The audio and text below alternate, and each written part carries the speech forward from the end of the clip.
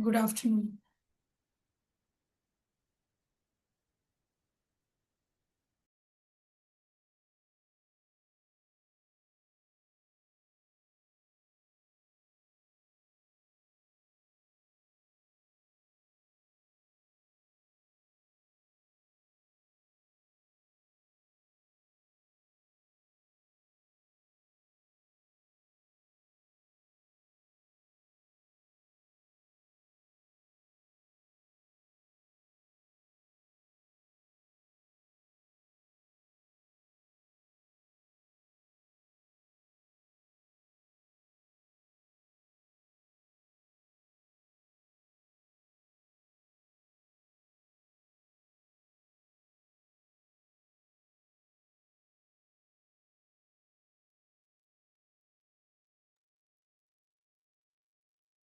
Riyan sir, good afternoon. Can I take the participants in? Good afternoon.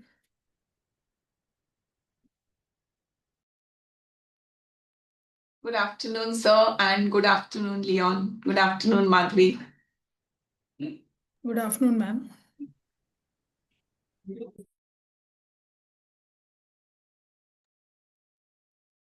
Miss Madhvi, do you want any share rights? You want to show some PPT? Yes, I do. I have to show a PPT. Yes, sir. Yeah. I'll make you co-host 1 minute. Yes, please.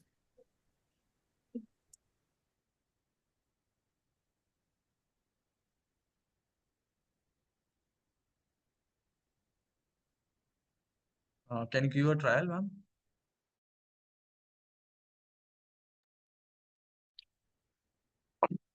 Sorry, I couldn't hear you. Yeah, good afternoon, ma'am. This is Leon. Yeah. Good afternoon. Yeah. Please give me hosting rights because I will need to present a PPT. I'm Yeah. giving you. Just give a try. Yeah, sure. Santosh, you're on the line, no? Yeah, I'm on there. Yeah. Santosh, just, yeah. Just a moment. You can just try. Yeah, I'll just do that.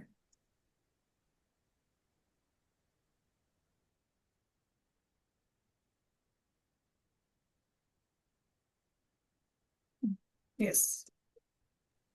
Yes, ma'am. We can see. Any audio you want to show?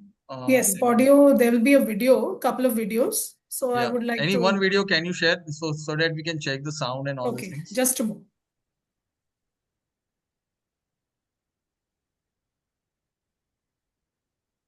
Oh, here it is.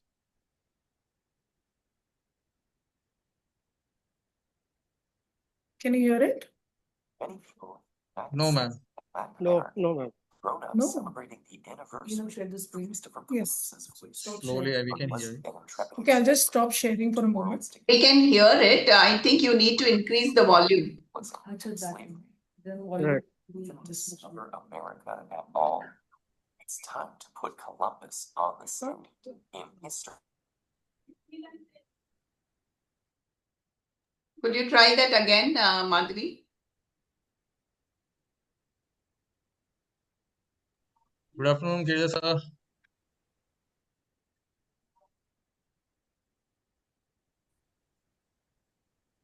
Actually, the volume is the same. We'll have to turn on the captions because we've tried, increasing the volume, but I believe that's the volume of the video. Could you just once again show the video? Because there was some disturbance. There was no clarity. Oh, okay. And remember to turn on the captions because in case there's poor audibility, at least the captions will help. I'll just do that.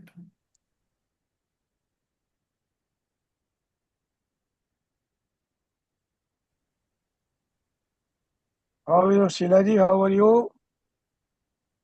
Namaste, Kedia ji. I'm fine. Namaste. Namaste. How are you? Great. Is it better Welcome. now? Great thing. Is it better Many now, ma'am? people in the United States and Yes. Latin America have grown up celebrating the Yeah. anniversary Okay, I'll We stop can there. hear of it properly. Columbus's voyage. Yeah. Yes. Make sure you turn the captions on. Yes. Who brought colonialism, slavery. Thank you, Madhvi. Discover Yes. America. Kedya sir, with your permission, can I take the participants in? Put Columbus on the Hey, scene. why? Please. It's not my permission. Why? Okay, Please. sir. Okay. Please. Go ahead.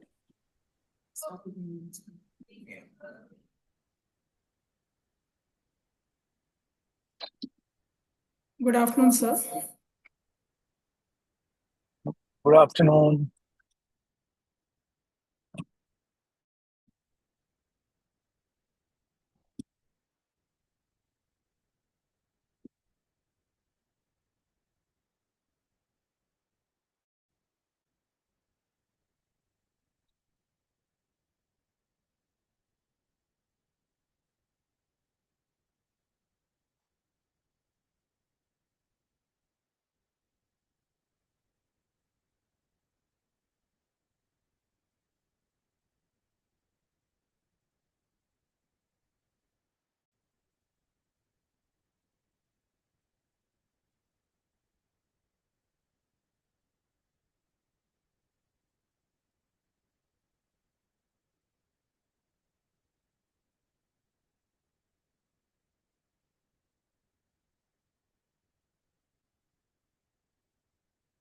यहाँ से सीधे ही है नहीं left इधर से भी left ले दिया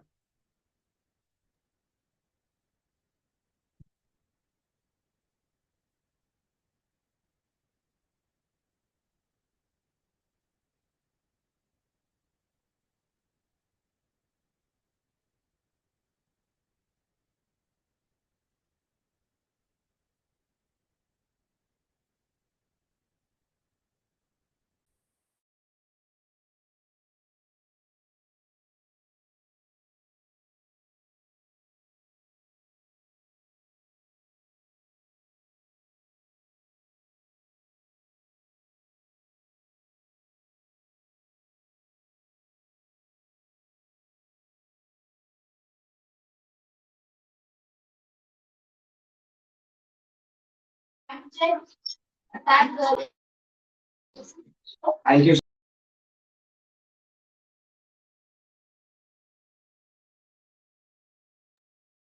So total 84 participants have been there. So, like to continue?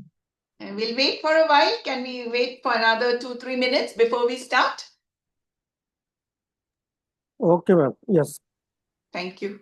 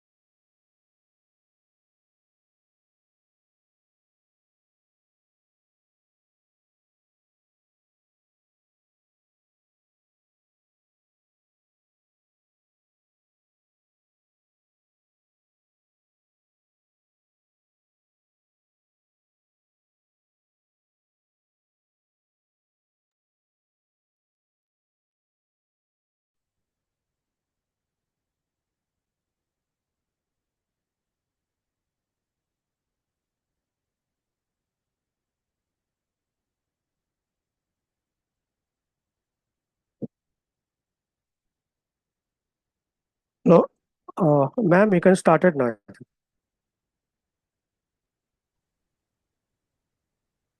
Shall we start, Kedia sir? Yes, ma'am. Go ahead. Okay, fine. Thank you.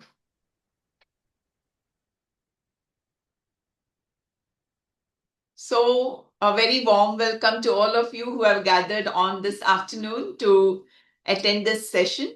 It promises to be a very interesting one, and it is being hosted by Ms. Madhvi Padiyar under the USF banner. You can see Kedia sir very much around, and thanks to him, all this is happening, and all of you teachers are getting a lot of exposure to certain new techniques in the arena of curriculum transaction.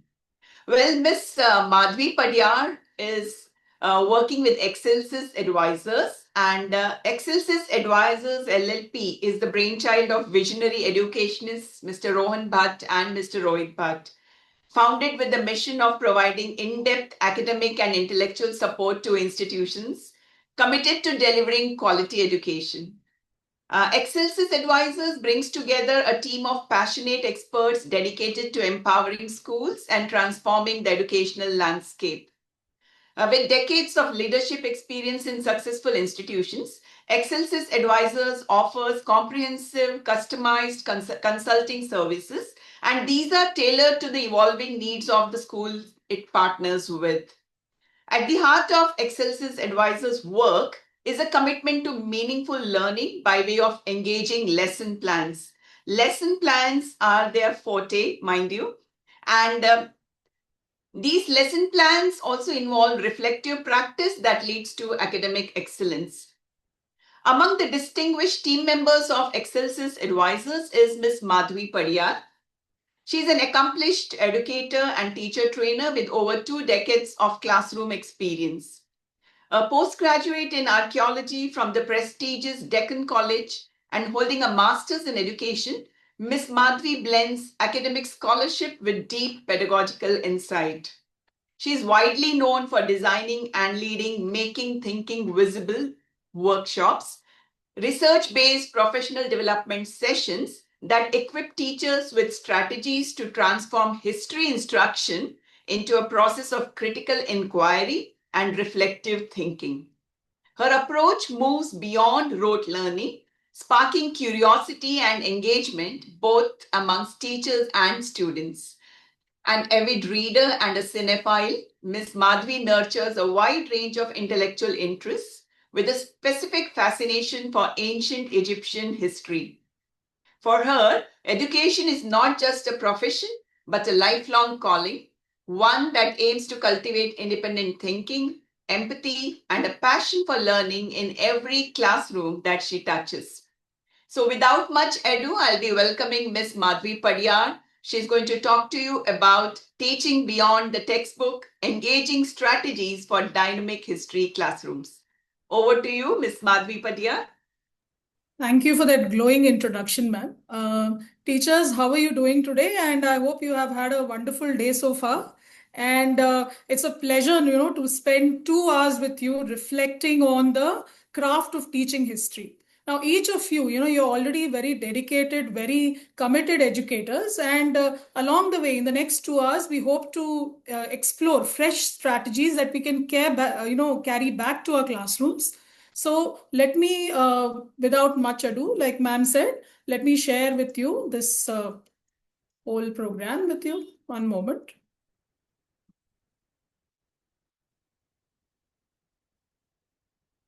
Yes, I hope it's visible. So today our task is to explore beyond the textbook. Okay, engaging strategies for dynamic history classrooms. That's the entire, brief that we have set for ourselves. So we will be looking at, too often history is kind of reduced to just a textbook. So we will go beyond that. Many of you already are, no denying that. But we will also explore some more things that, you and I can definitely take back to the classroom. So here I have this, like ma'am said, I enjoy ancient Egyptian history. And if you can tell me, some of you can just share perhaps in the chat, who do you think this is, and which pharaoh are we talking about here? Any ideas? You could quickly share. Tutankhamun. I think Tutankhamun. Yes. Good, So you good can, morning, ma'am. I yeah. think it's Yes, Tutankhamun. Tutankhamun, absolutely. So I would also prefer that you share in the chat box. That will make it better for everybody to follow. So Tutankhamun, without a doubt. So here we have this great pharaoh Tutankhamun, and on the left we have the archaeologist Howard Carter. So just imagine for a moment, in we are sitting in Kandivli, but just close your eyes and imagine for a moment that you are in Egypt and you've been digging for many, many years without much luck. And one day, as you're chipping away at all that plaster, and you see that you hit upon success at last. So here, Howard Carter is bending on this sarcophagus of Tutankhamun, and it created such awe and wonder. It changed the world of history in the sense there was such awe and wonder throughout the world in 1922. So somehow along the line, some of that awe and wonder has died down. But before that, I'd like you to share with me, you can look back on your school days. Okay. So long ago, when you were in sixth or seventh or eighth, what really sparked that wonder for you? Was it some artifact? Was it a story? Was it a film? Was it this teacher who narrated something in this wonderful manner? What was it? So, would somebody like to share in the chat box, please? Anything that brought this whole wonder to you? Yes, teachers, please make this an interactive session because I don't want to be the only one going on and on ad nauseum. I'd like all of you to share as much as possible. So, did you remember anything that sparked off? You're all history teachers, I assume. So, uh, what sparked off that wonder and awe for you? Yes, anyone?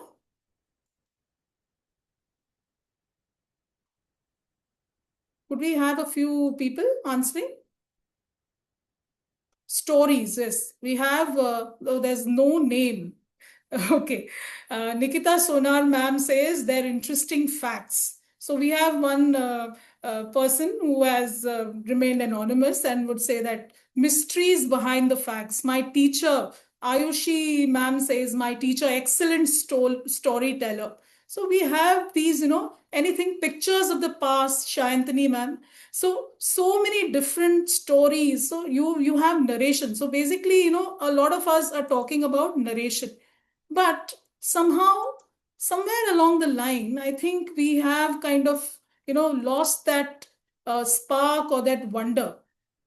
We have lost that spark of wonder, and sometimes we feel when we go to the classroom, we find that all that wonder and awe has been replaced with a kind of indifference. There's children think, oh, it's just one litany of dates and definitions, and so why is it that there's so much indifference? So I want you to think deeply about this question, all of you. So how many participants do we have here? We have 119. I'd like you to think back and just put down a few causes of that indifference. What is happening here? Why is history not so popular anymore? Is there a reason? What can you think about? I'd like you to share because I'm a teacher just like you, and I'd love to know. Dates, okay. Ayushi ma'am writes dates. Okay, I think Linda Fernandez is still, Miss Linda Fernandez is still answering the previous question. That is field trip to Hampi in college. I think that's a wonderful thing to share with all of us because Hampi is one of the treasures of the world, not just India. And you will see that the great Vijayanagar Empire and that great capital, and it's been immortalized in so many movies. So seeing the archaeologists at work there, I think that's a wonderful thing to share. They had an Italian team there for quite some time, which used to work there. Yes. So Freya Roy ma'am says, one moment, I think it's going very fast. Let me just go back a little. So some people say that it's of no use to study what has happened in the past. Then Freya Roy ma'am says it's exam orientation. So a lot of it is only to do with the examination. Then Surbi ma'am. Madhvi ma'am, Yes. if I may say, so Yes. sorry, No, that please children go. do not have, prospects of career opportunities. We as teachers, we do not discuss in a class what kind of career opportunities. You see, math and science teachers, they go ahead and tell every time this is the kind of career opportunities you can get. We have to talk to children what kind of career opportunities you can get when you pursue arts as a career or history as a career. So we as teachers have to go ahead and tell the children at a very early age itself also. Rote learning, old videos in addition to learning from textbooks, Haripriya ma'am, yes. What else? Uh, Everyone takes interest in stories when it's a matter of remembering the facts, then they neglect it. Okay. What else can we think of? Lack of connection to the present. So many of you are talking about rote memory. So rote memory has become one of the bugbears of learning history, isn't it? So many people think, oh, why am I learning this? What connection does it have to the present? Okay, a lot of you are talking about rote learning, very rightly so. Let's have a few more. Long-term content. Okay, Nirali ma'am says long-term content. Importance of history in daily life. So what exactly about the importance of history? So maybe you think that it's not that important anymore. So as history teachers, any other ideas, teachers? So we've had quite a, few people answering here. So you have old videos, exam orientation, rote learning, and not much connection to the present, all these things. Now, all of this is true in the sense that we look at, probably we've made history so boring, over a period of time that children have lost that sense of wonder and they really think, oh, why should I learn it anymore? So we'll look at one more answer.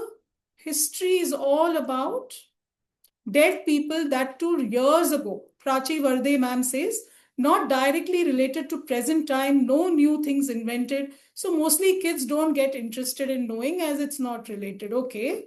So unless you connect it with the present, doesn't make sense, very rightly so. Events are repeated in different grades. So here we have quite a few, good cross section of things which are not working. So all this makes the life of a history teacher rather difficult because we think that a lack of love for knowing about our past.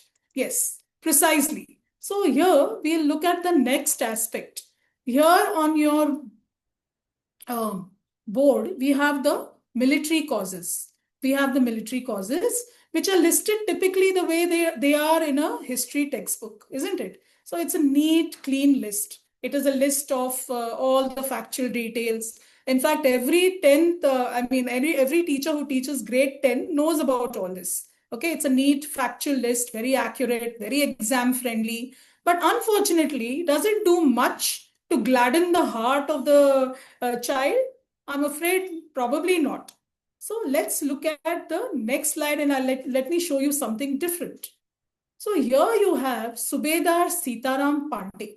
Now you'll be wondering who is this? Maybe some of you know. I'm not denying that. So this Subedar Sitaram Pandey, he was an exceptional man. Okay, he was part of the Bengal army in the British Indian Army during the pre First War of Independence period. So he participated in different campaigns. He participated in the Afghan War. He was also part of the First War of Independence or the revolt, as you may want to call it by different nomenclature. Now, like it says here in this slide, he wrote this wonderful account of his life. 50 years is a huge time to invest in anything. So he wrote about how difficult his life was, his daily struggle as a Indian soldier, the British customs which confounded him. He didn't understand them, and also the challenges of the caste system. So in those days, caste system was very, very, today also it is a problem, but in those days you can imagine the 19th century, it must have been pretty difficult. Now he had written a memoir in his own words. Of course, he wrote it in Hindi and it was translated by his superior. So here we have a memoir written by Subedar Sitaram Pandey, an ordinary soldier, or ordinary sepoy. Now, usually when we talk of memoirs, teachers, do you know of any other memoirs that you've taught about? Any other memoirs? Yes, anybody? Any memoirs like Humayun's, for example, Humayun Nama, there's Babar Nama. Yes, we have an answer here. Let me look at it. Okay. Babar Nama, yes. Babar Nama, Humayun Nama, and also these are all, regal memoirs. They are monarchs and people who have conquered such a big territory. But here we have an ordinary soldier who writes about his experiences. So let's say we put both of these together. Yeah, somebody has written Babar Nama also. Thank you, ma'am. And let's say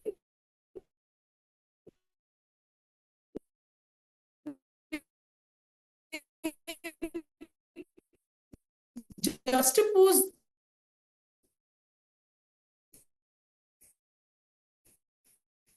both these and any other engaging for the learners. So you're looking at a 15-year-old child in grade 10 and you present him with this, this list of military causes. He is sitting here in 2025, surrounded by all this technology, and he has to think about what the life of a sepoy would have been in the 19th century. Which one do you think would he find more interesting? In a sense, would it be the excerpt from Pandey's memoirs, or would it be something like a textbook list of military causes? Teachers, I'd like you to answer these two questions. Think a little and tell me which is more engaging, which would spark more questions. And please be fearless and share. Okay, this is not an exam. I want you to just think of whatever ails you, whatever pains you, and just put it all there. Okay, so don't worry at all. We are not looking for the perfect English or something. We just want your thoughts. Okay. Yes, I think I've got quite a few.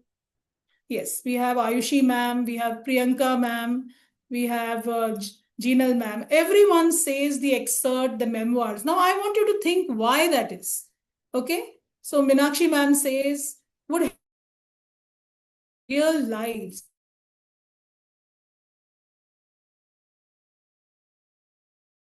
I want you to delve a little deeper. So you've already said, okay, the memoirs seem to be exciting.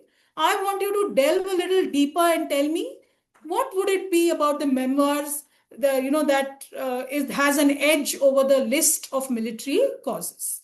Okay. Nutan ma'am also says memoir. Yes, please do tell me why the memoir? Why not have a very easy on the eyes textbook list? Yes. Yes, Anvi Kadwat ma'am says personal narrative.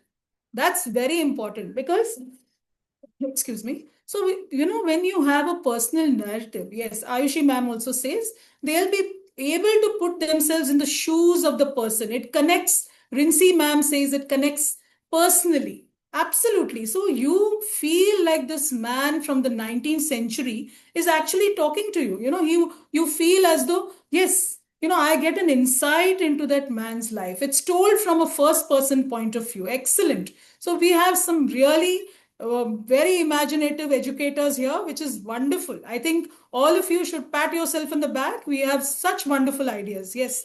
Prachi Vardhe ma'am says they can feel what he has gone through. Absolutely. See, that human to human connection is very important. Otherwise, the child thinks, why should I worry about what happened in the 19th century? I'm in 2025, isn't it? So, moving on. Now, this is something that is, inevitable, isn't it? So, we have had this national policy on education. In fact, this was brought out in 2020, during that terrible period of COVID when everybody was going through quarantine and whatnot. So it was a very troubled period, but India doesn't stop for anyone. So the government came out with this wonderful policy on education 2020, and we are slowly but surely implementing it. Now, you must have heard many words being bandied about. You must have heard so much jargon related to it, so many keywords related to it. Like we say in ICSE, we are always saying keywords. So you must have heard so much. So if I have a little task for you here, so today you're not really resting there, although this is probably your lunchtime, but I'd like you to think, if NEP 2020 was a headline, what would this headline be all about? So I want you to be a little imaginative and think, okay, if NEP was, let's say it was a newspaper headline and you were the editor, what would you be, putting there on paper? Okay? Yes. Come on, put on your thinking caps and let me know. Yes, teachers. Not even one?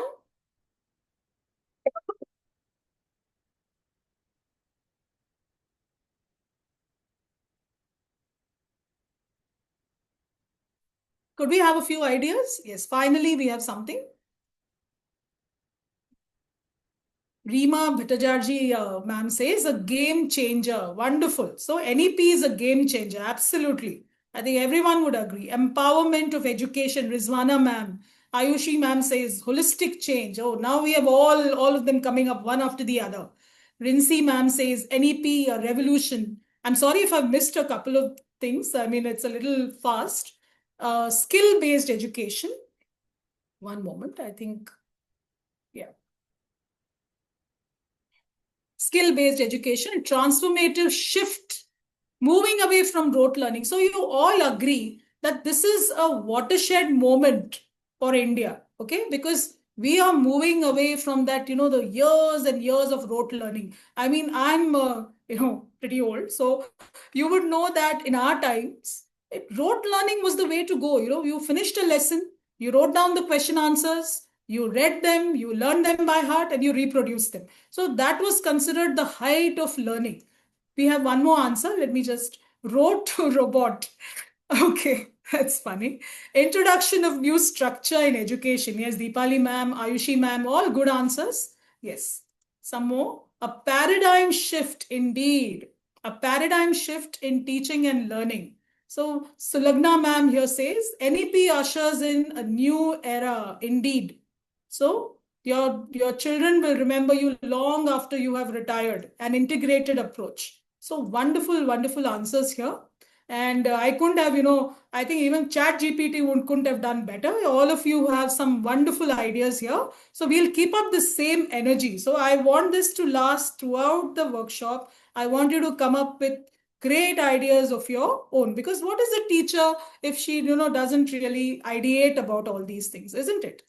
So here we have to look at certain aspects of the curriculum and pedagogy. So NEP says, first of all, redesigning curriculum and pedagogy for holistic learning, isn't it? So all aspects of curriculum and pedagogy will be reoriented and revamped to realize the aim of education, which is not only cognitive development, but character building, creating holistic and well-rounded individuals equipped with key 21st century skills.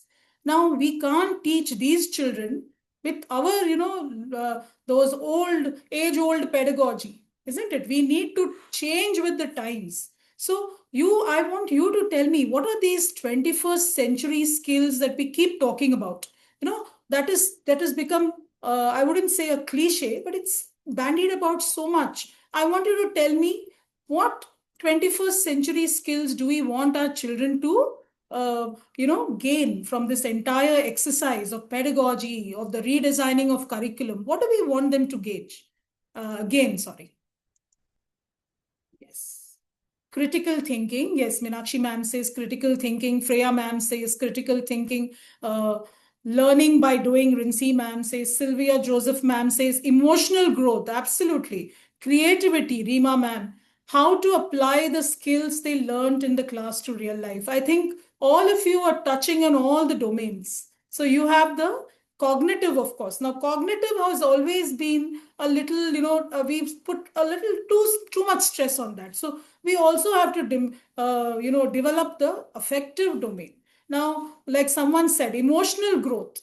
So we need to teach children values, and not just preach about them. So generally what it has been very preachy, you keep telling children, oh, honesty is the best policy and repeat it over and over again. That's not going to cut it anymore. These children are very, very smart. Preparing students for real life, social skills. Yes. So all this means we no longer have, this luxury of doing what we were doing long ago. So we still need to think ahead, okay? Think very carefully. So here again, you have this thrust. Now NEP is bringing a sea change on how we look at everything. So a little bit of theory here. So you could read this for yourself. Everything is given here. So the overall thrust will be to move away from rote learning.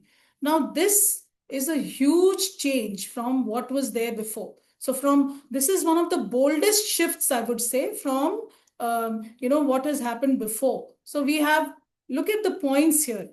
No hard separation between subjects. So if you look at my own pet subject, archaeology, you will see that it has both science and art. Okay, you have archaeobotany, for example, archaeozoology, all those things. But greater flexibility and reduction in curriculum content to make space for what? Holistic, inquiry-based, discovery-based, discussion-based, and analysis-based learning. So it's important to make room for all this. And how do you make room for all this? When you reduce what is rote memorization, isn't it? So I'd like you to do a little more thinking about these three things, these little, and tell me a quick question for you. If you could redesign your history classroom with one of these in mind, okay, what would you really bring in? Okay, which one of these would you think are most important? So especially this, yellow circle. I want you to think about which one of these seems like the need of the hour, immediately in a history classroom. Yes. Could I have like a few thoughts on this?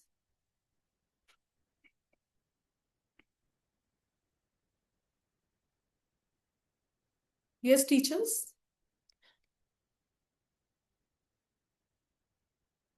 Anyone? Okay. So moving on, we'll look at the next slide here. What skills do we want them to learn? So here we have proficiency in languages. We have oral and written communication, scientific temper, health and nutrition, collaboration and teamwork, digital literacy, environmental awareness, current affairs, ethical and moral reasoning, and fundamental duties, citizenship skills, and so on and so forth. Now, I want you to pick, let's say, if history is a dish you're making, I'd like you to pick any three things. This is your menu, let's say. I want you to pick three things and say that, okay, this is what I'd like to put in my dish and serve it up with, what. So I want you to think of some topic in history, that you can apply one of these things to. Let's say ethical and moral reasoning. Where would you use it in history? In which chapter? In which topic?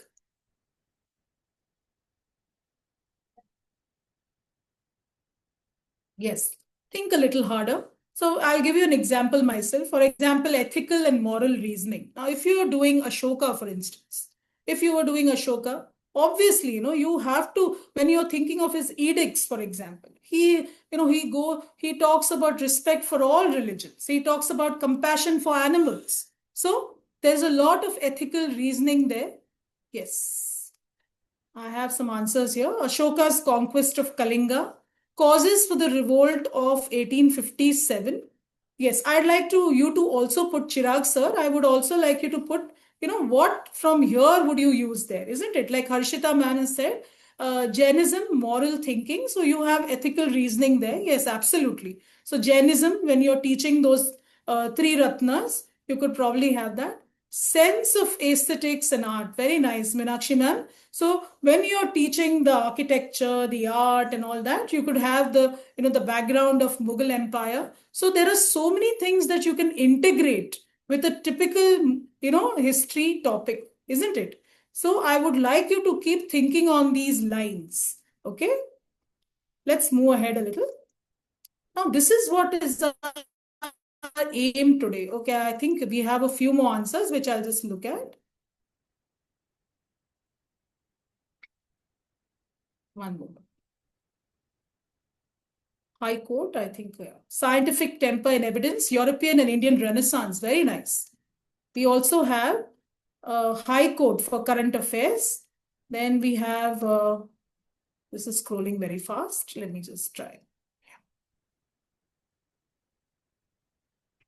Indian freedom struggle movement, Ipshita ma'am says. Yes, all very good answers indeed. What we aim to explore here now, we finally come to our main focus. So what are we doing here today? So basically, by the end of the workshop, hopefully all of us will understand NEP 2020's expectations for critical competency-based pedagogy Okay. The second is gain familiarity with innovative strategies to make history engaging. And thirdly, reflect on their own teaching practice. So all of you, a teacher definitely, everything that we practice in our classrooms doesn't always work 100%. So we have to go back and see, okay, what went well, what didn't. So these three things are our basic objectives today. So one is to understand as teachers, today, what do we bring to the classroom? So we have to bring a more critical pedagogy, which was not the same rote memorization. The second is learn a few new strategies, which some of you may also already be familiar with, but would like a little more insight into. And the last is reflect on your own teaching practice. So this is, so we don't have very lofty aims. We are keeping it very, very realistic. All right. Let's move on to the next. Now here, let me introduce you to something very exciting that you can do in your own classroom. So it's called as compass points. Okay, this is not my creation. This is all from the Harvard Graduate School of Education, and they have come up with a host of strategies where they talk about how to make learning visible. So this, I want you to look at the first three aspects. So now when you're learning innovative strategies, it's natural for you to think, you may feel a little anxious, you may feel a little excited, you may also feel that, okay, I need a little more information about this, I'm not very sure. So I want you to, take a quick post-it or something like that and just jot down. Take some time. Take some time to think what excites you about trying innovative strategies in history. What does it, does it really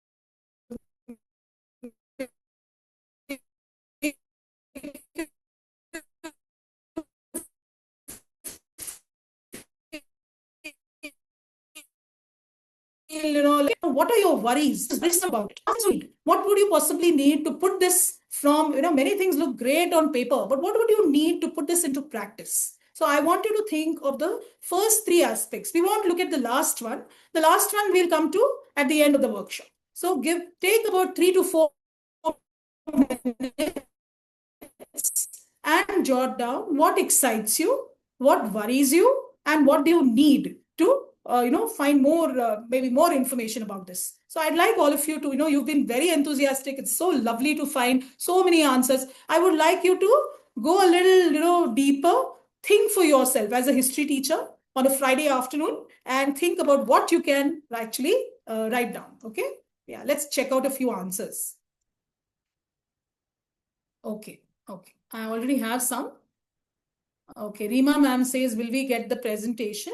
I will let you know, ma'am. Don't worry. Please focus on the workshop. Don't worry about the ifs and buts later, okay? Roots of war in past. I'd like you to make it, what I would like you to do is, do it separately. Like for excites, write down E. For worrisome, write down W. And for need, write down N. So that, it's very clear to all of us. Because when you share, I would, probably not understand what is really the difference between the three. So, and write down what really excites you about the innovative strategies, what worries you. So, W and then the thing. And last is needs. So, what you probably need to make this really more practical and possible. All right? Please do that. So, let's take 3-4 minutes because typing is hard work. Okay.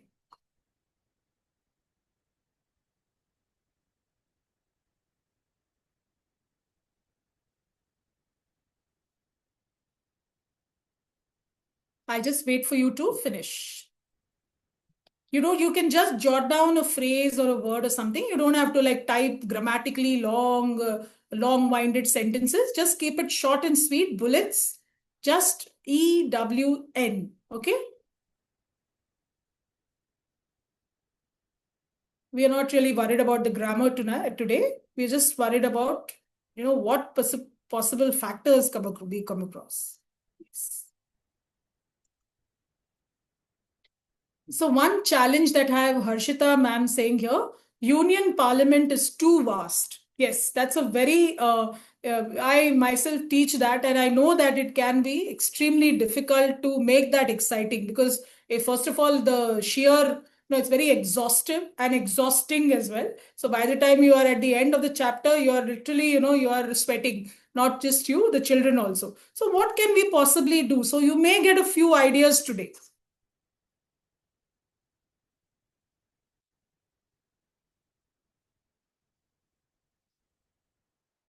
Reema ma'am has really put it down beautifully. So E here is exciting, lots of awareness and knowledge. W, worries is too much of content. Yes, every one of us faces that. And need is teacher understanding and application of topic taught. Very nice. So anybody else would like to go this, do this entire, activity and put in a few more answers quickly, jot down quickly. It's 2:44. We'll wait for a couple of moments, minutes maybe, because it does take time to type, especially if you're on a phone, isn't it? Yes. Yeah, I have a few here. Jinal ma'am says, possibility of a more engaging classroom. That's a very thoughtful reply. And one.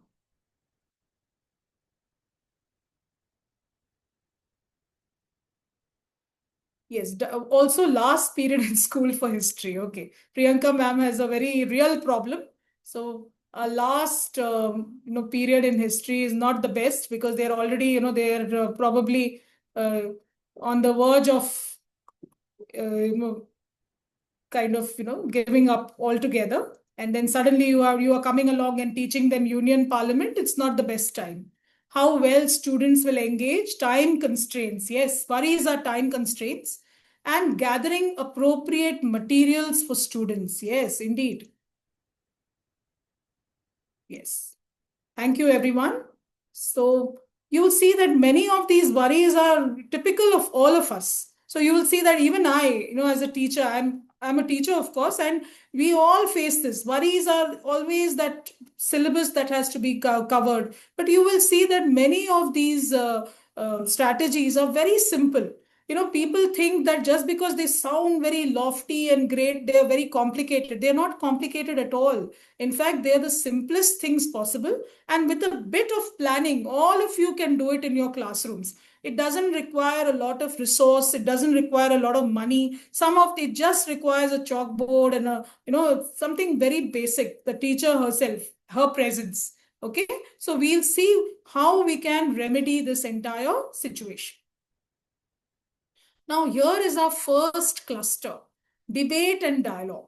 Okay, now all children, at least the ones that I know, love to debate. And especially if you're teaching teenagers, you know that even getting them to sit in class is a debate. So debate and dialogue really has to do with something that comes very naturally to children, that is debating. They love to debate, they love dialogue, they love talking all the time. So why not use that to our advantage? That is what we are doing here. So we want children to think critically. We want them to argue, question, defend, all these things. We want them, because history, after all, thrives on multiple perspectives. The teacher's perspective is not the only one. When we were younger, it was the sage on the stage, a cliche almost. So the teacher, whatever the teacher said was the right thing and nobody could argue. And that was final, like a judgment. But today, children are smarter. They have access to so much information. They are everywhere. They're all over the place. So we can't say, oh, my version is the only version. Okay. So here we have something. Yes. So here exciting is interactive and more student participation, time consuming. But it's not. You will see that it's not really time consuming and it's fun to do. You yourself will enjoy it and you will no longer feel the pain of completing the syllabus. So let's look at the first one, the debate. So here we have something called spontaneous argumentation. Okay, it sounds more wordy than it is actually. So spontaneous argumentation is nothing but a spar debate. Okay, it is not. It's a very fast-paced debate. Now, usually when you do a debate, it takes a whole day. You need almost you will have to take children to the hall and then you have a debate and other people watch and all those things. Now here, none of that happens. This is a fast-paced, structured debate where children present their points quickly in 1 minute. You give them 1.5 minutes to present their points. Then you divide the classroom into two. One speaks in favor, the other against the proposition, and you give them 2 minutes each. And then they kind of, they rebut each other. They challenge each other. At the end of it, they are allowed 2 minutes to restate their points, and that is the end of the debate.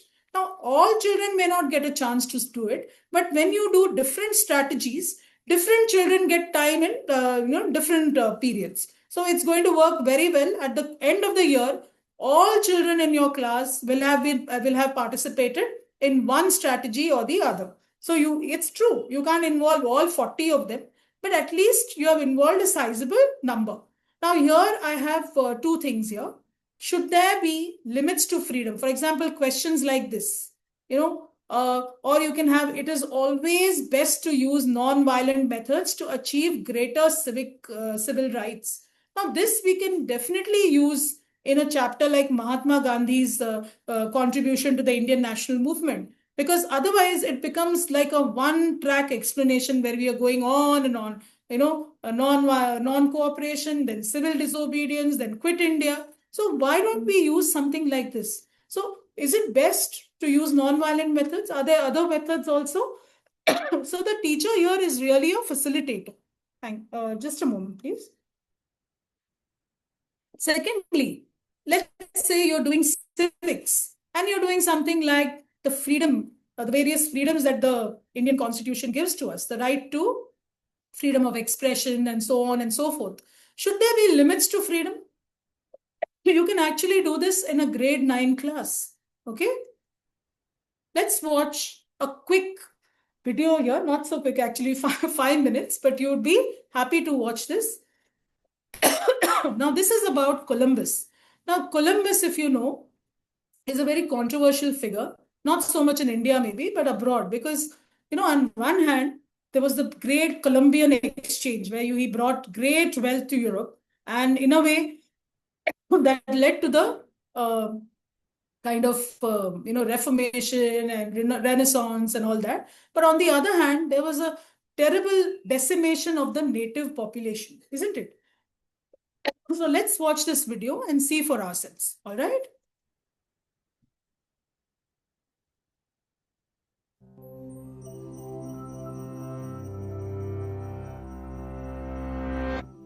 Many people in the United States and Latin America have grown up celebrating the anniversary of Christopher Columbus's voyage. But was he an intrepid explorer who brought two worlds together? Or a ruthless exploiter who brought colonialism and slavery? And did he even discover America at all? It's time to put Columbus on the stand in History versus Christopher Columbus. Order in the court. Wait, am I even supposed to be at work today? Yes, Your Honor. From 1792, Columbus Day was celebrated in many parts of the United States on October 12th, the actual anniversary date. But although it was declared an official holiday in 1934, individual states aren't required to observe it. Only 23 states close public services, and more states are moving away from it completely. What a pity. In the 70s, we even moved it to the second Monday in October so people could get a nice 3-day weekend. But I guess you folks just hate celebrations. What are we celebrating again? Come on, Your Honor. We all learned it in school. Christopher Columbus convinced the King of Spain to send him on a mission to find a better trade route to India. Not by going east over land, but sailing west around the globe. Everyone said it was crazy because they still thought the world was flat. But he knew better. And when in 1492 he sailed the ocean blue, he found something better than India, a whole new continent. What rubbish. First of all, educated people knew the world was round since Aristotle. Secondly, Columbus didn't discover anything. There were already people living here for millennia. And he wasn't even the first European to visit. The Norse had settled Newfoundland almost 500 years before. You don't say, so how come we're not all wearing those cow helmets? Actually, they didn't really wear those either. Who cares what some Vikings did way back when? Those settlements didn't last, but Columbus's did. And the news he brought back to Europe spread far and wide. inspiring all the explorers and settlers who came after. Without him, none of us would be here today. And because of him, millions of Native Americans aren't here today. Do you know what Columbus did in the colonies he founded? He took the very first natives he met prisoner and wrote in his journal about how easily he could conquer and enslave all of them. Oh, come on. Everyone was fighting each other back then. Didn't the natives even tell Columbus? Yes, but tribal warfare was sporadic and limited. It certainly didn't wipe out 90% of the population. Why is celebrating this Columbus so important to you anyway? Your Honor, Columbus's voyage was an inspiration to struggling people all across Europe, symbolizing freedom and new beginnings. And his discovery gave our grandparents and great-grandparents the chance to come here and build better lives for their children. Don't we deserve a hero to remind everyone that our country was built on the struggles of immigrants? And what about the struggles of Native Americans who were nearly wiped out and forced into reservations, and whose descendants still suffer from poverty and discrimination? How can you make a hero out of a man who caused so much suffering? That's history. You can't judge a guy in the 15th century by modern standards. People back then even thought spreading Christianity and civilization across the world was a moral duty. Actually, he was pretty bad even by old standards. While governing Hispaniola, he tortured and mutilated natives who didn't bring him enough gold, and sold girls as young as 9 into sexual slavery. And he was brutal even to the other colonists he ruled, to the point that he was removed from power and thrown in jail. When the missionary Bartolomé de las Casas visited the island, he wrote, from 1494 to 1508, over 3 million people had perished from war, slavery, and the mines. Who in future generations will believe this? Well, I'm not sure I believe those numbers. Say, aren't there other ways the holiday is celebrated? In some Latin American countries, they celebrate the same date under different names, such as Dia de la Raza. In these places, it's more a celebration of the native and mixed cultures that survived through the colonial period. Some places in the U.S. have also renamed the holiday as Native American Day or Indigenous Peoples Day, and changed the celebrations accordingly. So why not just change the name if it's such a problem? Because it's tradition. Ordinary people need their heroes and their founding myths. Can't we just keep celebrating the way we've been doing for a century without having to delve into all this serious research? It's not like anyone is actually celebrating genocide. Traditions change, and the way we choose to keep them alive says a lot about our values. Well, it looks like giving tired judges a day off isn't one of those values anyway. Traditions and holidays are important to all cultures. But a hero in one era may become a villain in the next, as our historical knowledge expands and our values evolve. And deciding what these traditions should mean today is a major part of putting history on trial.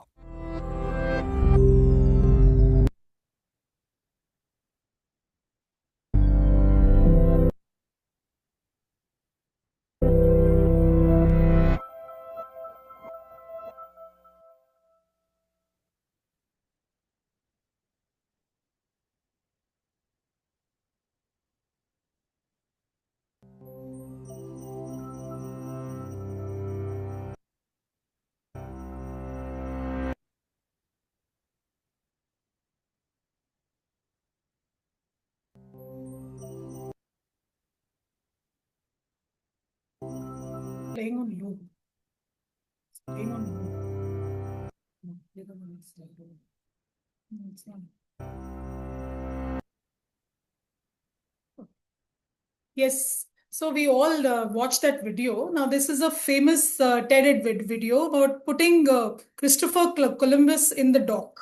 Okay. So let's imagine we are teaching a unit on imperialism. Okay. We have the American Revolution, we have the French Revolution. Now, typically, when we teach Columbus, we give a list of voyages, dates, routes across the Atlantic. Now, children remember that for the test, but they don't actually, internalize any of this. Now, instead of that, why don't we frame Columbus as a controversial figure? Just like that video told us he means different things to different people. So, you're watching a lot of what Donald Trump and all is doing in the US. So you have, the white supremacists, and then you have other native peoples, all these people thinking differently. So you can bring that argument even in the classroom. So you can teach children to argue. Now, here we have something called the argument builder. Now, you will say not every child can argue very well. You may feel that, okay, it takes some time for a child to put down all these points on paper. So you can give them a template like this. So here we have a ready-made template. Many of these resources are already available online. So here you can see my argumentative claims. So he or she writes down the points. Then the evidence to back it up. You have the what are my pieces of evidence that I have that back these claims up. And lastly, you put it all together and you have the reasoning. So here you can have a very important question. How do we judge historical figures? What is the legacy of imperialism? So it's not just for the Americans, it's also for Indians, because we had been subjugated for so long. So it's very important for children to think critically about this, how we suffered under imperialism, not just us, but other people as well. So this is all about this particular strategy.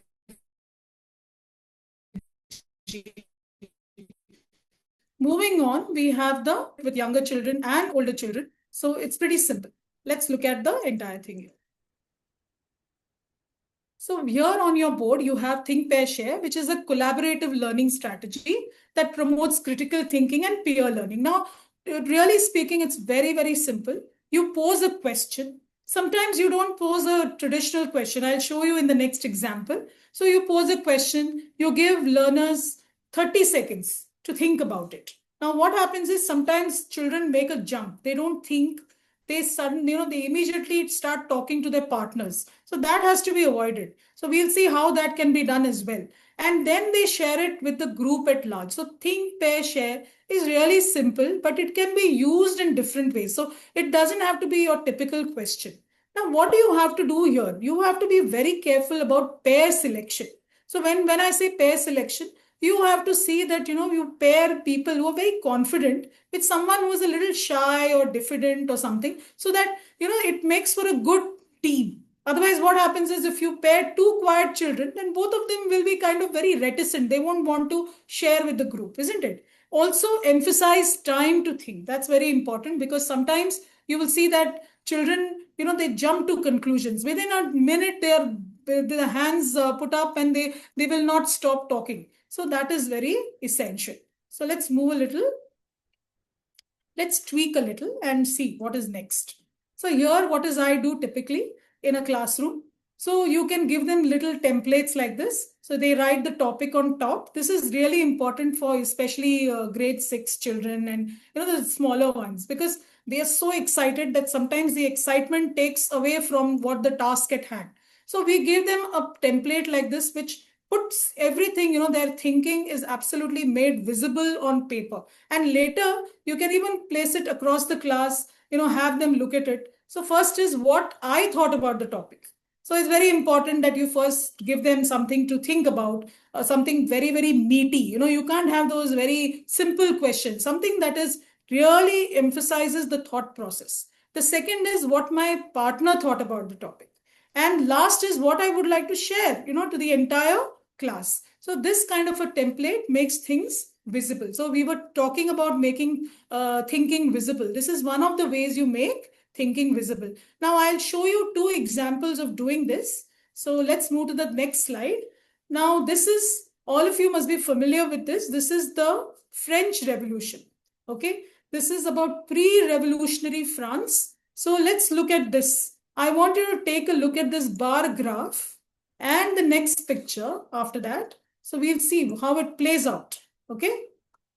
So this in tandem with the next political cartoon here, Ancien Regime. I hope I'm pronouncing it correctly. So here you have the cartoon about the three estates in France. So the class structure of France during the Ancien Regime consisting of three estates. I want you to take a look at both these, and I'd like teachers to respond, just like my kids do in class. So let's say you're not using think, pair, share with, a typical question. You're showing them this graph, okay, about pre-revolutionary France and the problems they might have had. So my question to the students would be, what social, economic, and political problems led to the start of the French Revolution? So instead of me droning on and on about it, I would like children to look at this graph and tell me the first estate is the clergy, the second is the nobility, and the third are all of us commoners. So I would like them to look at this bar graph. So bar graphs are not only for economics or math, they can be used even in history. That is what we are trying to say. And the next one, that is this particular political cartoon. Here you see the clergy and the nobility standing here, and of course the commoner here. So what was life like? I would like children to think about, the people who belong to that third estate, the peasants, the common artisans. What was life for them like? In that particular pre-revolutionary France era. So then they get a hint about what is actually the matter with society in pre-revolutionary France. Yes, teachers. Please do type and tell me what you think about this. What was the number one problem that the third estate faced? Yes, everyone?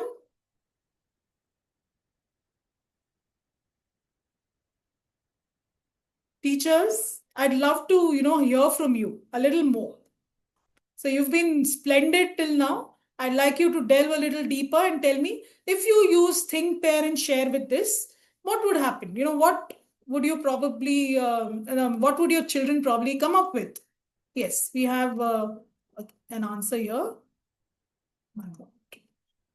Yes. So Freya Roy ma'am says, commoners had to bear the brunt of the taxation, the burden of taxation. Binaifa ma'am says, paying high taxes. Priyanka ma'am says, problem faced by commoners. They were exploited. Indeed, they were. Only one estate had to pay taxes. Dominant rule of the rulers. Okay. Value. Yes. We have more. The third estate people were burdened with taxes. Rizwana ma'am also says that the value of empathy will be, added to this whole exercise. The third is Dhanlakshmi ma'am says the third estate people were burdened with taxes. And Debarchita ma'am says socio-economic inequality. Some wonderful answers here. Racial supremacy, I'm not so sure, but still, it's good that you answered. Yes. Second estate people paid less taxes. So what I'm trying to say here is that, we don't have to throw them the traditional questions. We can actually use graphs, we can use political cartoons, and make it fun for them. Political cartoons are such a rich, it's like a rich ground for us to explore because, when, especially when I was a youngster, at Times of India used to carry this, the R.K. Lakshman's Common Man. And we really look forward to it because it was such a satire on the political situation, the economics and all that. So even here, children, when they look at a cartoon in the middle of a history lesson, they're really happy, they think, oh, wonderful. Now teacher wants us to look at a cartoon. So here they are, thinking that it'll be another ho-hum lecture and the teacher comes with all these questions. First two estates enjoyed all the privileges. First estate enjoyed a luxurious life. So here we have an actual example. So we had teachers looking at this particular aspect and children, they made 3 columns. What I thought about it, then, what my partner thought and not what we decided. So this is an actual example of a 8th grader coming up with these answers. So it's not impossible and it hardly takes any time. So it's not going to cut into your syllabus or something like that. It's going to be very, very easy to bring this into practice, isn't it? Now we move on to the next cluster of sources. That is strategies, that is primary sources and critical reasoning. Now, primary sources. Now, all of us history teachers remember your B.Ed days. So you remember primary sources and secondary sources. And you also know critical reasoning, such an important part. Now you have every day you hear about AI taking our jobs, isn't it? So you know that the all these who's who of the business community keeps saying, oh, another 5 years and there won't be any of these traditional jobs. AI will take most of the jobs. So what do we need to teach children to help them face this future, this very uncertain future? So we need to teach them critical reasoning. So here I have one more answer here. Let me just check. Okay. I think Kumbhar sir has just joined. I think he's given his name here. So we have critical reasoning. We'll look at this now. All right. Here I have a very interesting article, which I got from the OER project, OER history project, which is completely free to use. And you will see that, many of the resources that I list, they are not paid. Unfortunately, post-COVID, everyone got a little business savvy and everything was paid, but these sites are still free. So here we have by the historian Whitney Howard, a very interesting article on imperialism and deindustrialization. Now, here we have this fabric called chins, and the other, of course, is muslin. Does anyone know about these two fabrics? I'm sure you do. If you'd like to, give me your thoughts about it. So these two, here, if you look at this very pretty lady, she was Napoleon Bonaparte's wife, Princess Josephine, and she's wearing this muslin dress. Okay, very, very light and bouffant kind of thing by, of course, an Indian textile maker. And the other is this very colorful dress made into a very nice evening gown made of chins. So many of these fabrics came from Bengal, incidentally. We have a message here. I'll just quickly check. What was it? Yeah, muslin cloth. Yes, here we have muslin cloth made with high quality cotton. Yes. And chins, very tiny, colorful, flowery designs. Thank you, Minakshi ma'am and Reema ma'am and Sulagna ma'am. Okay, all of you. Yes. So here you will see that India was such a great exporter. In fact, 24% of the world's trade was cornered by India. Okay, we used to export these beautiful fabrics that Europe swooned over. We loved those. The Europeans loved it. But suddenly, after the Industrial Revolution in England, suddenly you realize that after a period of 100 years, around the mid 19th century, 1850 onwards, there is a sudden downturn in Indian trade.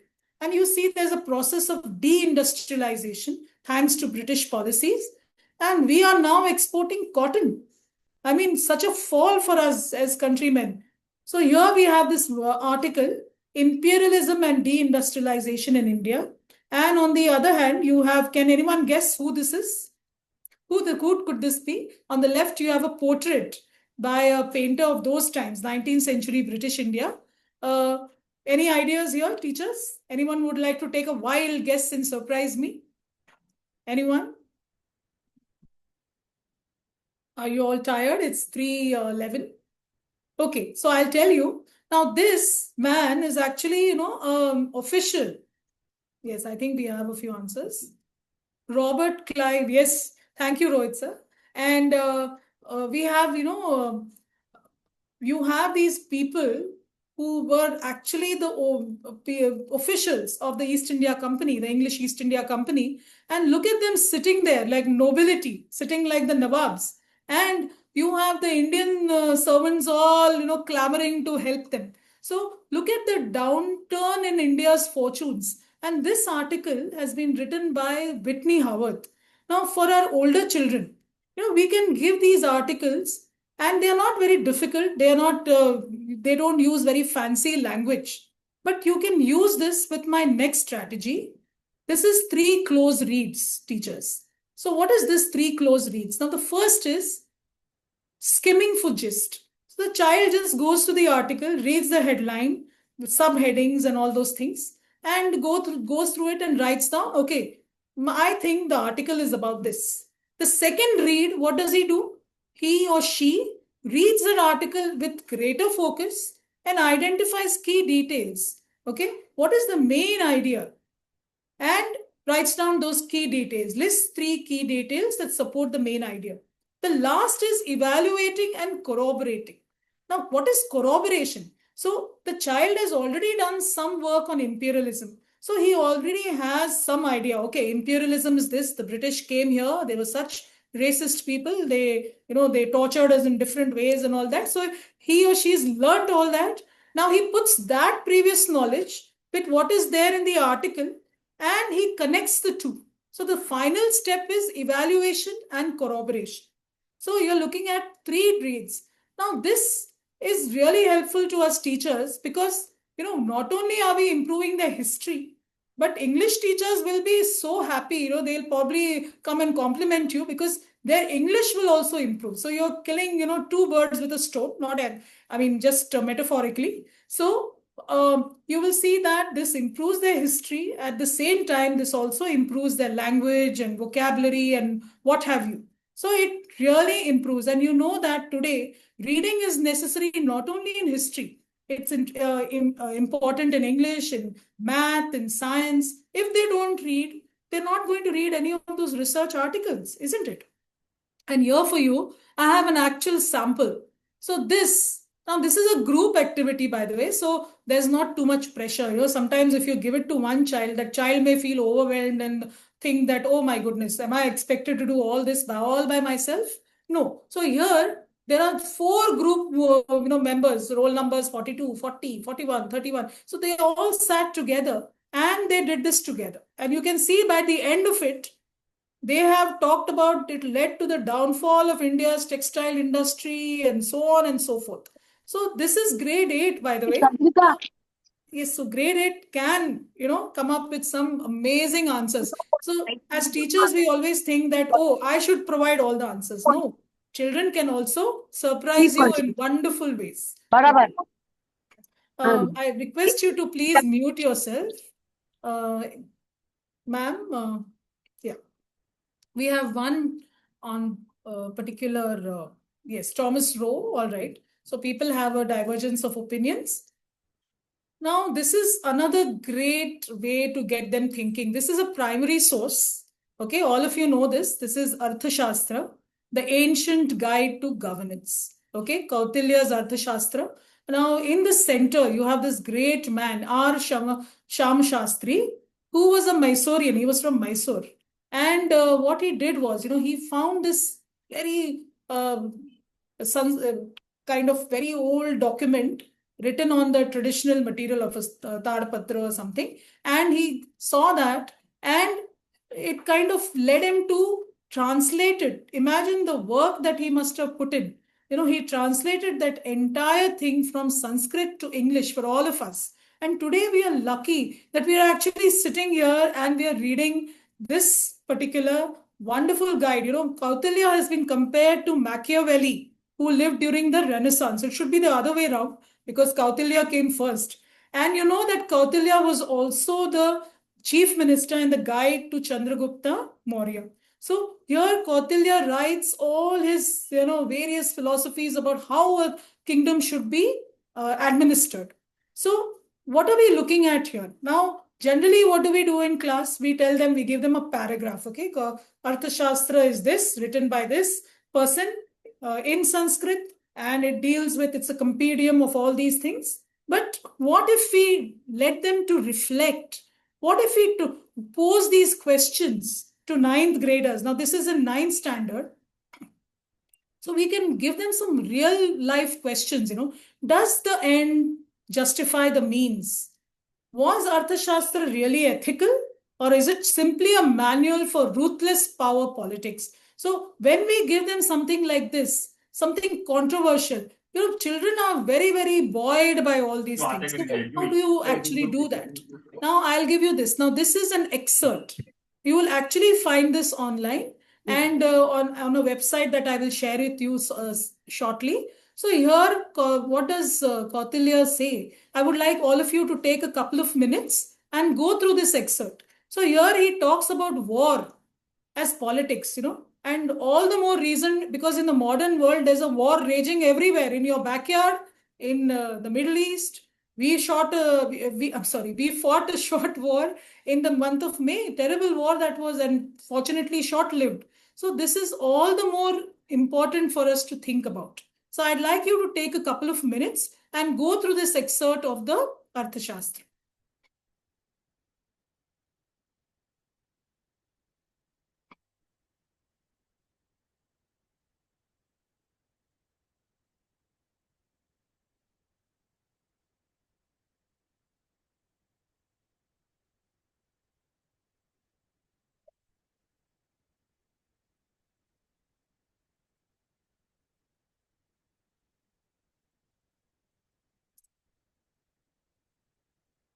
Yes. So let's say, now what have we done here? Instead of memorizing what the Arthashastra says, we reflect on everything. We reflect, the children reflect on leadership. What is leadership? Is it ethics? Is it wisdom? Is it strength? Is it overpowering your weaker neighbor? So when we use all this, we are really looking at whether we are going beyond just learning the chronological order of kings. Otherwise, typically, what are we teaching them? Okay, Chandragupta Maurya was followed by Bindusara. Bindusara was followed by Ashoka Maurya. So it's just, that's why children get bored, because it is just learning about battles or learning about the chronological ages and or the reigns, of those particular kings. We want to go beyond that. We want them to think of these questions. Now, I want to pose a question to you. So we talked about two things. We talked about three close reads. I'll just go back and show you again so that you remember. So we talked about this article, okay, imperialism and deindustrialization, and three close reads as a strategy. And we also talked about Arthashastra and giving them an excerpt from the Arthashastra and thinking about the ethics of leadership, the ethics of governance, the ethics of administration. So which one do you think you would like to, take back to your classroom? Which one would children enjoy wrestling with? Not actually, but in the classroom. Which one would create a buzz in the classroom rather than just giving them line after line and giving them notes or giving them question answers? So we are trying to make history meaningful here, connecting it to real life, isn't it? So I'd like you can also bring about certain difficulties, if you like, about putting this in practice in the classroom. So I'd like to hear from you, because I want to know what teachers are thinking. Okay, please do post in the chat box. Yes, teachers, I'd love to hear from you, because then it makes it like a two-way thing. I'm giving you ideas, but I also want to know what you are thinking, isn't it?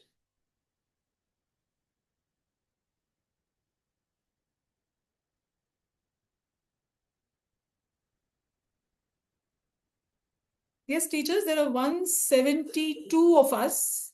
I'm sure we can come up with something really meaningful, isn't it?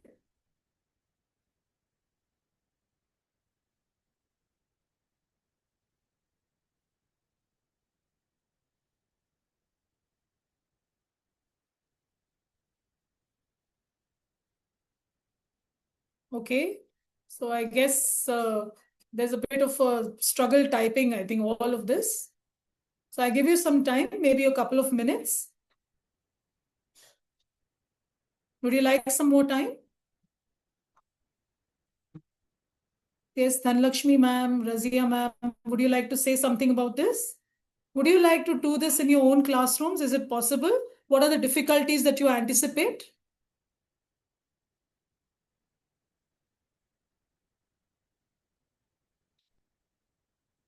Okay, let's move on then. So the next one is the third cluster, that is artifact. Okay, we have one. One moment, let me just check. Okay.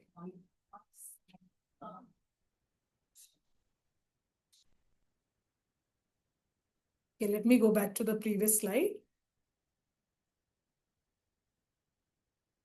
Okay, we have a no name ma'am or sir saying that I think these kind of excerpts, okay, I think answers are flowing a little slowly. So thank you for this. I think these kind of excerpts are more important than textual content, as they teach you the ugly truth of humanity. All right, very interesting.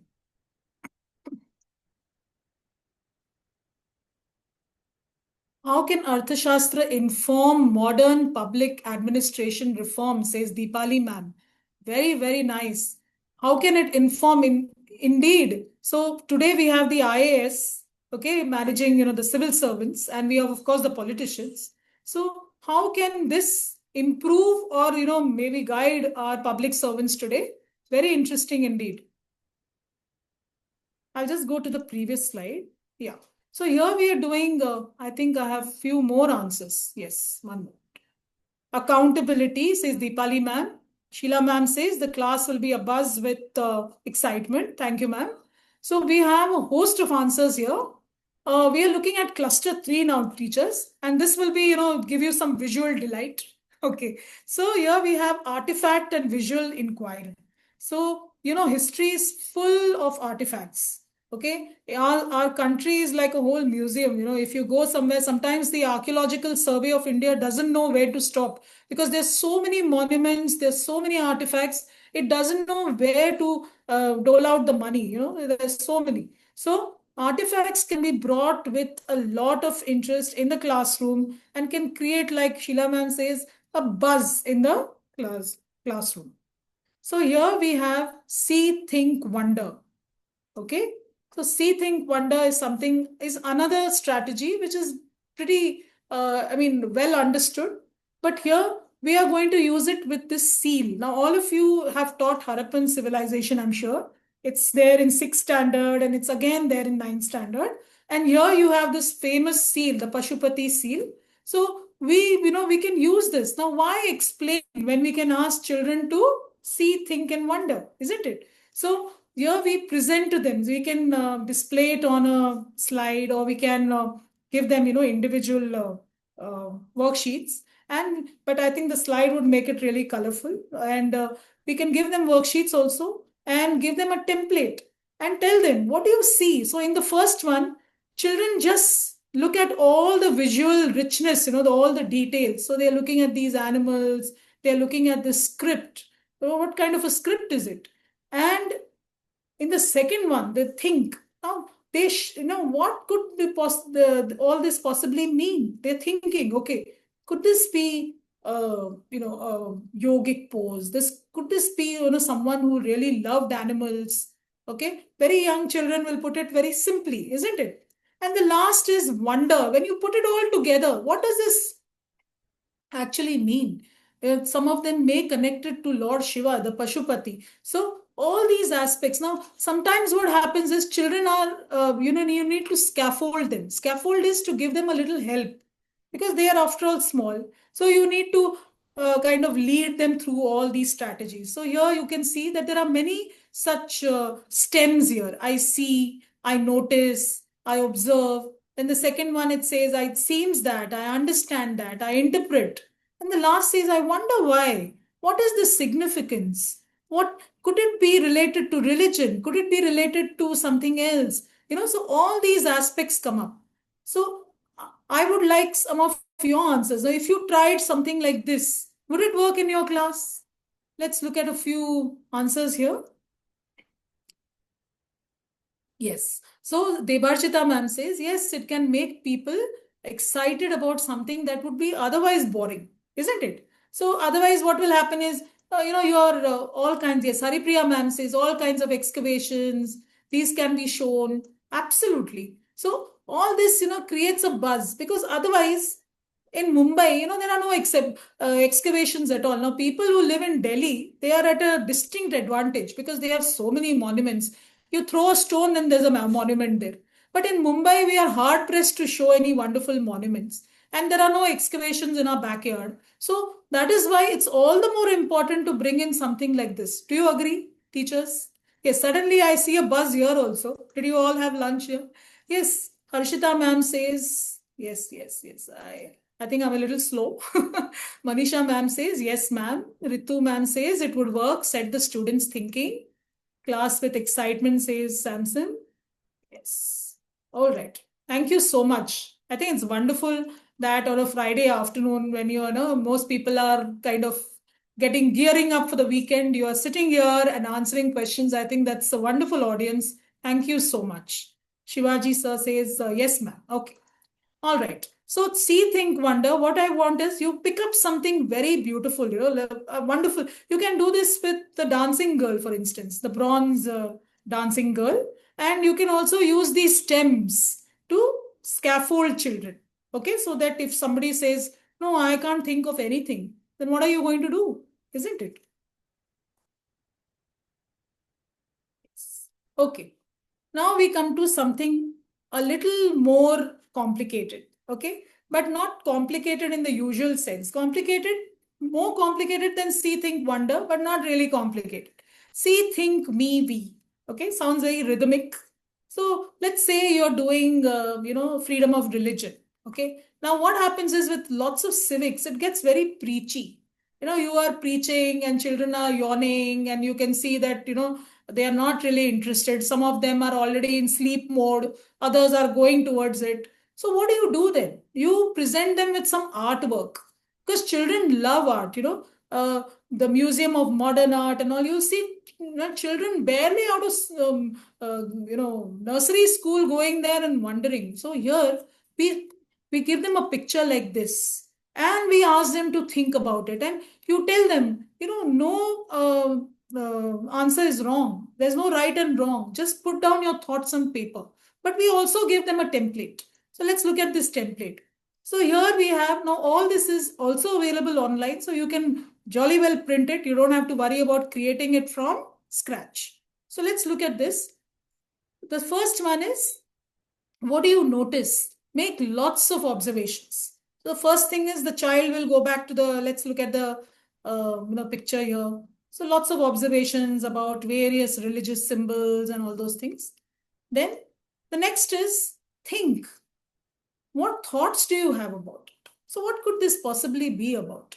Is it about secularism? Is it about respect for all religions? Is it about multicultural, a multicultural country or like ours?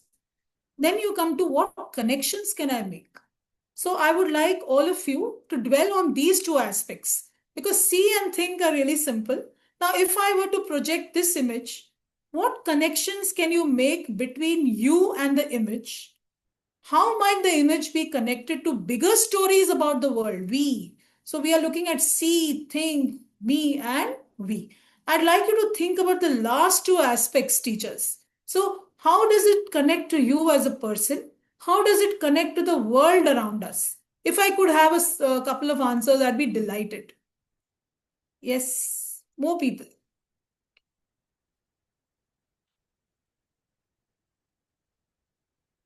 Think a little. This requires a little thought.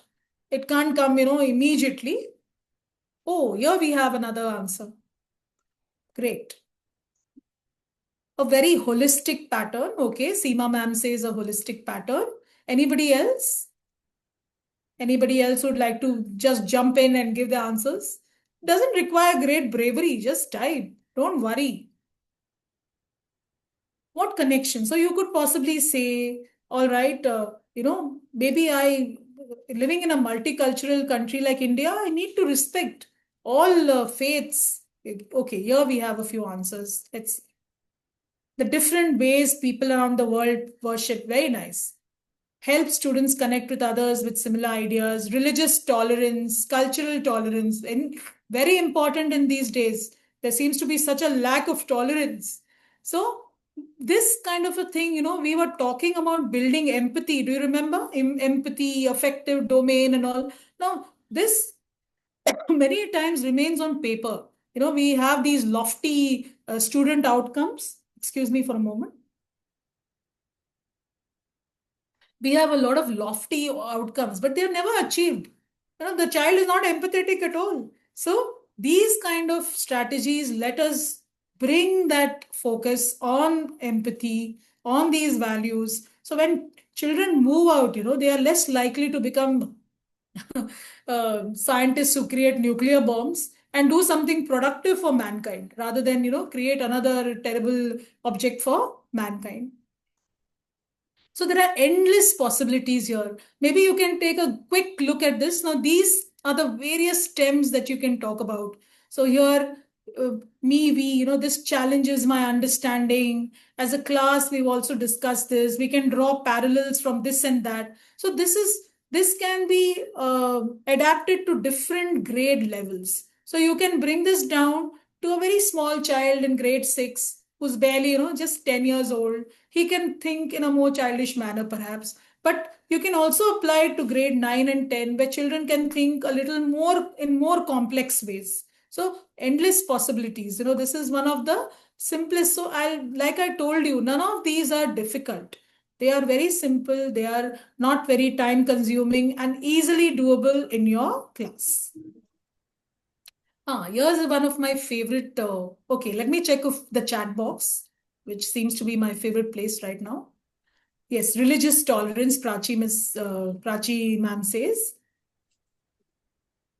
Students analyze details of a primary source. So see, think, me, and we can be used for primary sources like historical letters. Now, many of you know that Gandhiji, for instance, now I'm just giving one example. Gandhiji and Jawaharlal Nehru, they they wrote a lot of, there was a lot of communication between, a lot of letters written from Gandhiji and back and forth, and impeccable language, beautiful.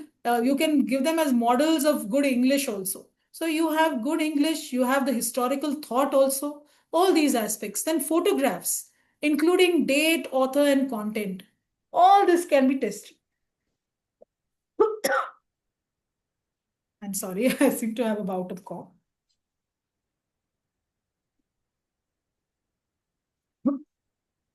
So now this is the first election of India, 1951-52.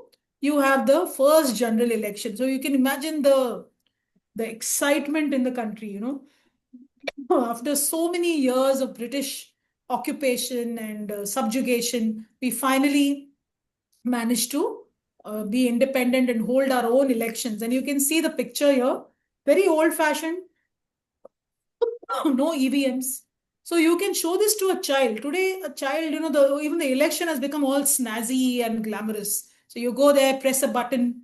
So in those days, you actually had these really long, laborious forms being made and people actually ticking off those forms. And look at the excitement, that old man being carried by his younger son.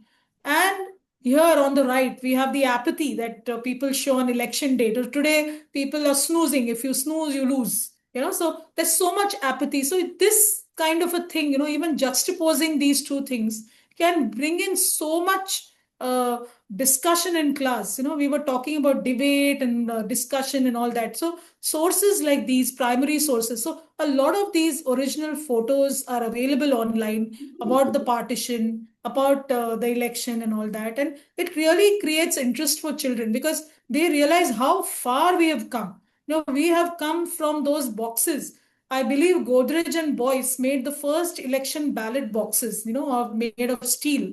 And today, we have the best technology in our country. So children realize, oh, we have really charted a bright course. So I'd like you to tell me, what do you feel about these strategies? It's all about you. Let me go back a little so that you can refresh your memory a little. So here you see, think, wonder, and you also have see, think, me, we, and with various primary sources. What would you possibly do? Where would you use it in your classroom? Can you give me an example or two? I'd like you to think a little so that, the monotony of me going on and on can be brought, can be interspersed with your views also.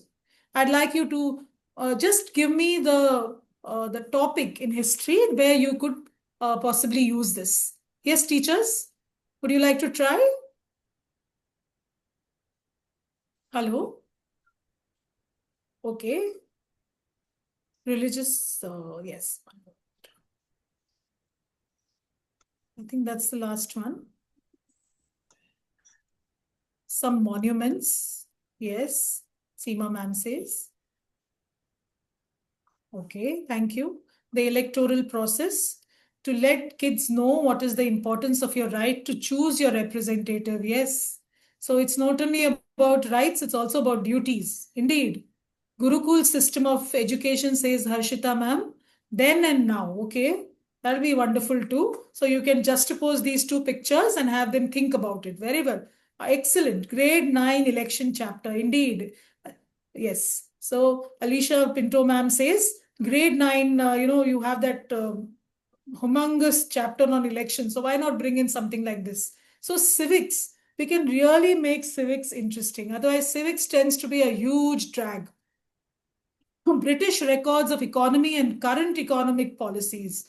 Oh, wonderful ideas. Now, this might be a little higher, we might reach the higher ends of the Bloom's taxonomy. So, records of economy. So, you can use the East India Company's records and current economic policies and have them. So, this can be used not only in history but also to teach economics, isn't it? Okay. So, these are some of the things. So I hope you're jotting down these ideas. I certainly will, because these are some very good ideas that we can all use in our classrooms. Okay, so very good answers, teachers. Thank you. Let's move on. Now we come to cluster 4. There's perspective and empathy. We want empathy. We want perspective. Let's look at this aspect. We have one more answer here. Regular kids here, government does work properly. So we can talk about who forms the government. Indeed, Prachi ma'am. Thank you. So here's something very interesting called hot seating. What is this hot seating? So hot seating is to put a participant in a role to answer questions from the facilitator and other participants. Now, sometimes what happens is in civics especially, it can get a little dull. Yes, could you please mute yourself, or would you like to share something? Yeah, thank you. So here, basically what you do is you take a famous historical figure or even a modern figure, or you can even take an object, like if you want to take a seal or something like that. But here we took a modern figure, that is the president. Now, what you do is you put that person, you make a student take on that role. Actually, not like role play, but a little bit like that. So you put that person in the hot seat, and you prepare. Now, a lot of scaffolding is necessary because you have to prepare the child to field all kinds of questions. So you need to give a little bit of background. You also need to give a bit of background to other people, because they also should be able to pose questions.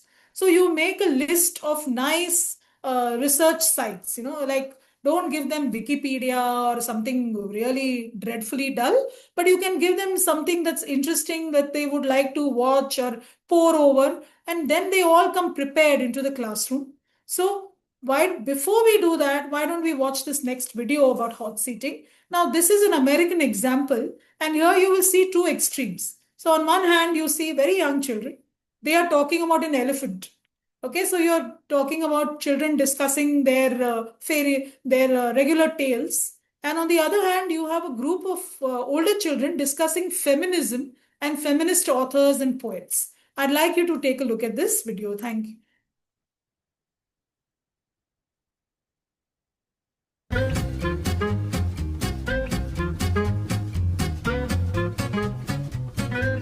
What we're going to do is we're going to read a little bit of Elmer, and then we're going to do something called hot seating, where someone sits and becomes Elmer and is going to help us understand how this elephant is feeling. I like to use hot seating so that students can think more deeply about a character and really dig into what is this character feeling? Why is the character making the choices that he or she is making? So I'm going to read a little bit of the story you may remember, and then we're going to try to understand him a little better. So, there once was a herd of elephants. In hot seating, we ask students to embody a character who is dealing with a particular conflict, idea, or concept. Now we're going to ask Elmer some questions. I'll start, and if you have a question, you just raise your hand, okay?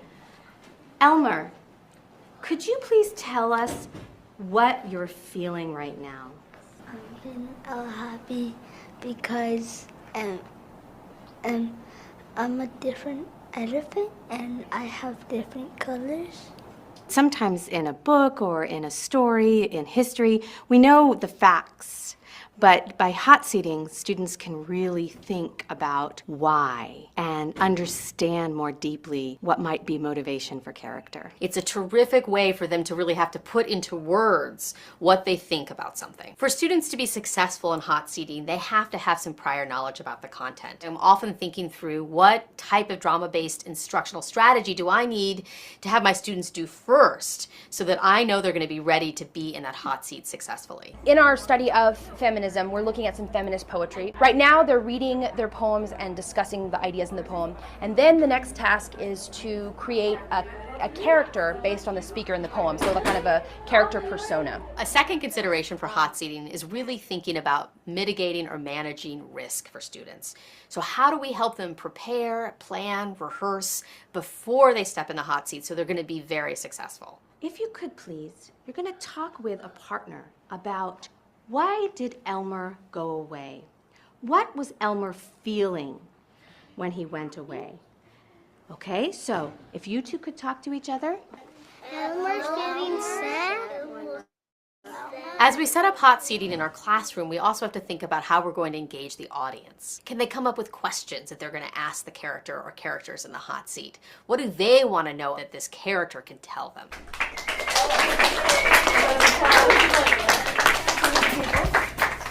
Welcome, every one of you.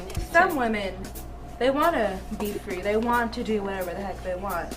But they are held back by whether it be their culture or their husbands or their family. What would you do if you're in their position?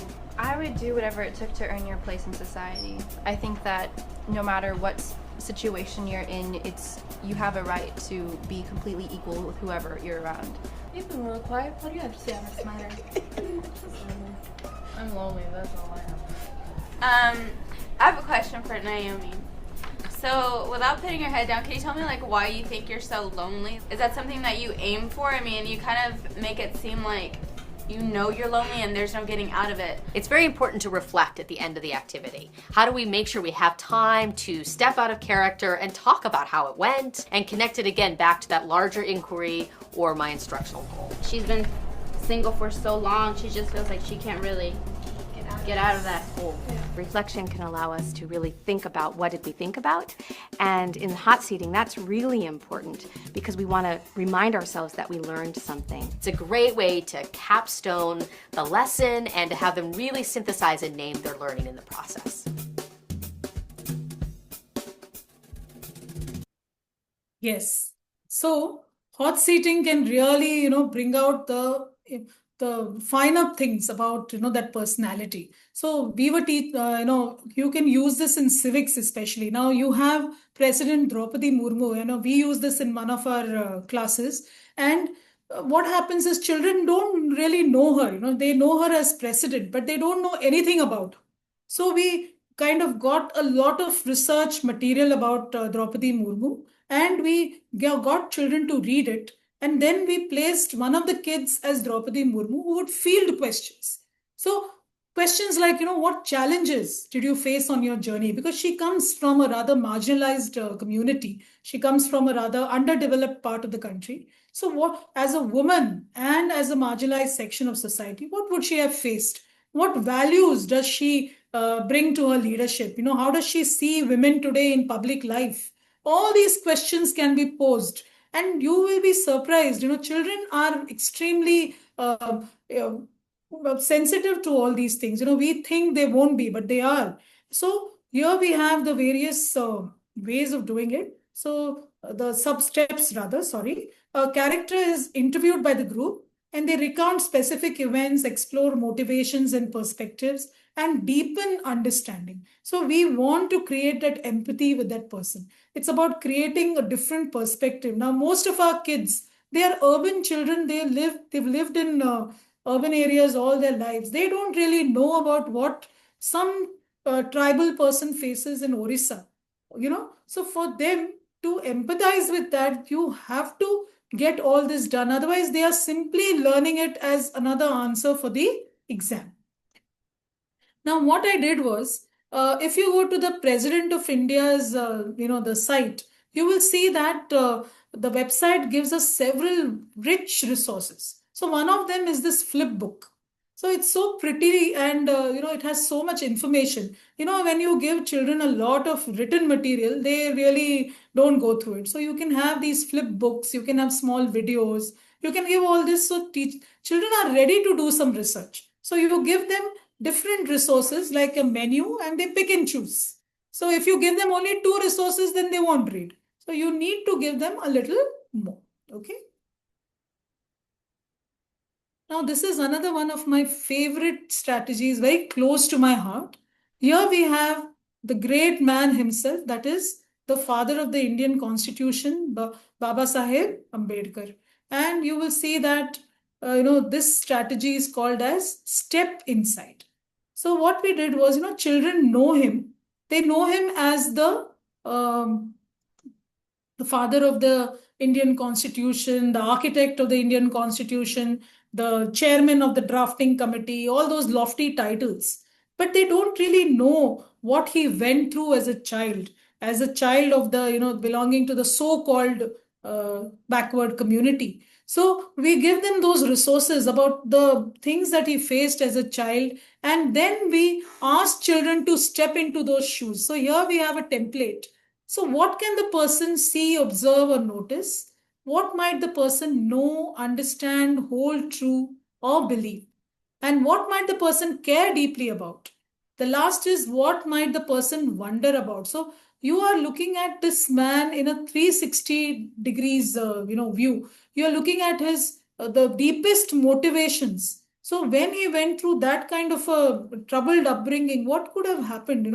How did it change his worldview? That is what we are really looking at. So we can use this with older children here and even younger ones to know what this person is actually feeling. So step inside these shoes. We can give them these cute little templates. So we can give them this here, and you will be surprised that children can actually empathize with these things. It's not always that they are not only looking at the latest pop song or something. They are equally interested in these aspects of history or civics. Now, I want you to think a little deeply, and let's look at these two things that we have already discussed. One is the hot seating strategy, and the other, of course, is the step inside. So, if you were to use this in your class, what do you think children would gain from this, especially the step inside? What would they gain in, very tangible terms? So would you achieve certain objectives, or you think it's just a waste of time? I want to know what you're thinking. So teachers, please, type in the chat box and tell me, you looked at hot seat, you looked at, is it feasible? Is it possible? What problems would you think you'll encounter? Or you think that it would go pretty smoothly? Yes? Let me give you a couple of minutes to think, and you can post your ideas here.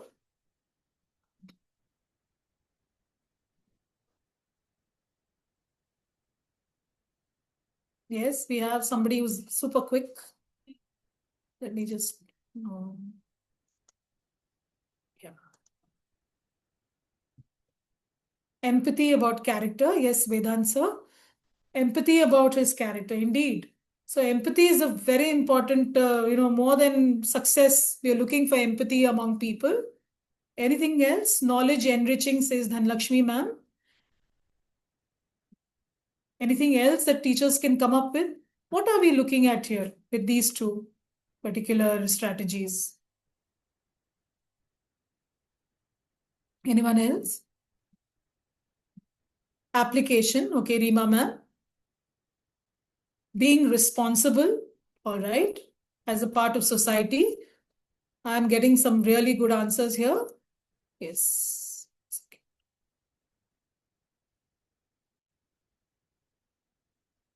Okay. Yeah, certainly. They can also be used for geography and all that.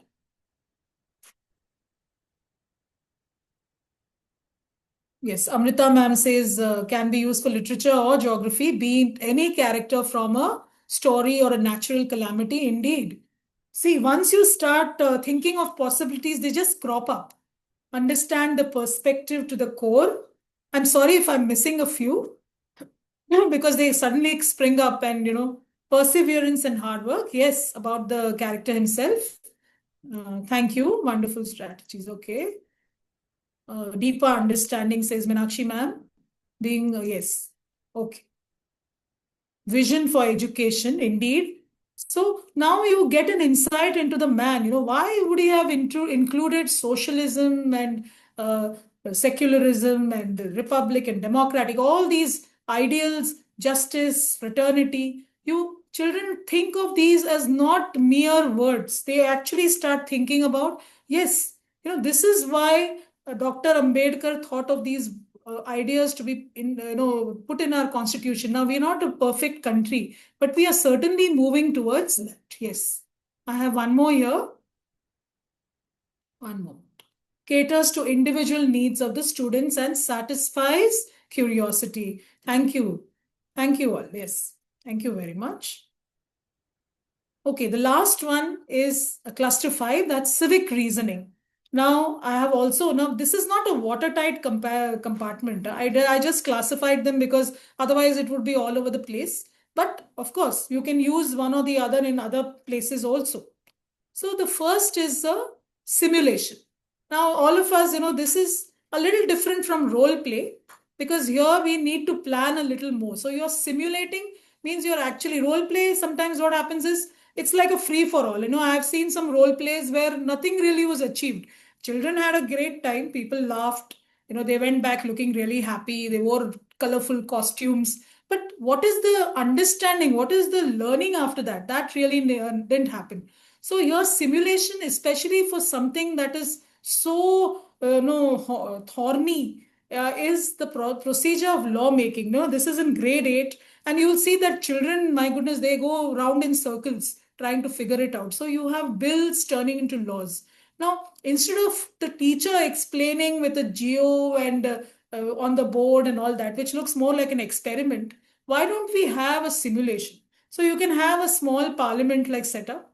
Of course, you have to plan it. So you have to prepare children and assign them roles. Now you will have a speaker, you will have the treasury bench, you'll have the opposition, you'll have the leader of the opposition, a very vocal person. So all these things. Then you actually have to present a small bill. Now, I actually had presented something about homework. I said, we should ban homework. So children thought it was kind of funny and not so funny also. So let's have a bill. Let's say we introduce a bill saying children are overworked and let's just ban homework. Yes. So then you configure the classroom in a certain way and then you run the simulation. Now, what is most important is the post stimulation. Post simulation, you have to actually debrief them. Okay. Debrief means you ask them, what have you learned? What was this all about? So you give them a reflection sheet. Otherwise, it all goes down the drain because you had a wonderful simulation, but nothing really came out of it. So that post simulation bit is the most important aspect. Yes, PE classes, all right. So Rima ma'am says PE classes, all right. Can be another interesting topic to make laws on. Yes, yes, yes, indeed. Yes, we have, I'm sorry if I'm missing a few here. A jigsaw classroom, indeed. Haripriya ma'am says jigsaw classroom works very well for history also. Yes. Okay. Now we come to the last strategy today because there are so many. I mean, this is just the tip of the iceberg. Problems as possibilities, teaching with case studies. Now, who doesn't like chocolate? I think we all do, isn't it? So here we had something very exciting, the Nestle Cocoa Plan. Okay. So we told children that we were doing right against exploitation. Now, you know that we can list out all the clauses and sub-clauses and bore them stiff. But instead of that, what we do is we give them a case study saying that, Nestle came up with a problem because which is the largest producer of cocoa in the world? It is Ivory Coast, a country in Africa. And but unfortunately, it has the same problems as India does. So when cocoa farming is so lucrative, children drop out of school and then they grow up as illiterate adults. So what are we supposed to do? So Nestle, what they did was they tied up with the families producing it And they came up with a wonderful plan where, they would get their cocoa. At the same time, the children also would not be turned into cheap child labor and they would get educated. So this, I wanted children to go through this and come up with their ideas. We have to make corporations also responsible. We can't just talk about individuals. So when we are buying, we should check labels. Is this fair trade? Is this company employing, child labor and all these things? So when you use case studies, it's very interesting. Usually when we are only going remembering, understanding, applying with great difficulty. But with case studies, you will be amazed to know that we are actually going up the Bloom's taxonomy. So we are doing analyzing, we are evaluating, and we are creating. Now, what are we creating? Not an object like science, but we are actually creating or proposing solutions. So what does the child do? The child first, thinks, what is the problem here? So he's analyzing. Then he looks at various possibilities. Now the company can't suddenly stop making profits. So he's looking at various possibilities, evaluating each solution. And then at the end, he presents a solution of his or her own. So you are really, going up the Bloom's taxonomy, which is what we all aspire to as educators. So this, case studies are not so daunting. You can take up any report, you put it through chat GPT and voila, you have a case study ready and ready to use. So you can use artificial intelligence to your advantage. Of course, you have to also use your own brightness, natural intelligence to see that it's correct and factually right and it doesn't hallucinate. Okay, so case studies are no longer as daunting. You can easily use all this. Now we come to the transformation of assessment. This is the last bit. We have talked so much about pedagogy. We have talked so much about strategies. It's very important to talk about assessment as well. So today we are moving from summative assessment to regular formative assessment, where we are trying to test higher order skills, critical thinking, conceptual clarity. Now, if we are going to do all this, which is very, very daunting to all of us, we have to start teaching them in a more, in a way that is not geared towards rote memorization. So whatever we spoke about so far, it is all leading here. Wait a moment, please. I'll just check two new. Yeah. Yes. Prachi ma'am says case studies help to understand practical challenges. Indeed. Thank you. So what we are aiming at is this kind of assessment, but we can't just spring it on children. We can't just one fine morning we say, okay, we are developing higher order skills, so you answer this. We have to prepare them through classroom pedagogy, isn't it? So let's look at something like this. Now, you're all aware of PISA. Okay, the PISA exams are known world over, and all the developed countries, developing countries, everybody participates. Now they test three things. They test reading, they test math, and they test science. And you'll be surprised to know that countries like Vietnam are way ahead of India. Now, Vietnam is not a first world country. It's very much a developing country like India, but it has gone way ahead of India. And Singapore, Hong Kong, and of course the rest of Western Europe and all are way ahead. So what can we do to change our assessment? Here are two examples. One is from Singapore. Now this is called a document-based question, DBQ. So here you have various sources. So you have a photograph here where, this is basically about citizenship and governance. So you have a photograph about Singapore for Singaporeans, and then you have a small excerpt about a foreign worker who has lived there, his personal experience. So the child uses all these sources and he writes an answer. Now here you are not really looking at testing factual knowledge. You are not testing when, where, how. You are testing his ability to analyze these resources. So that is what we are looking at. And this is from a grade 10 paper, board paper for Singapore. So in the future, we may have to test. In 5 years, maybe our papers will look like this. So we have to make changes in our pedagogy.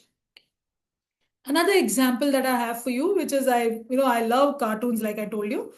Now, suppose, you are testing the Cold War.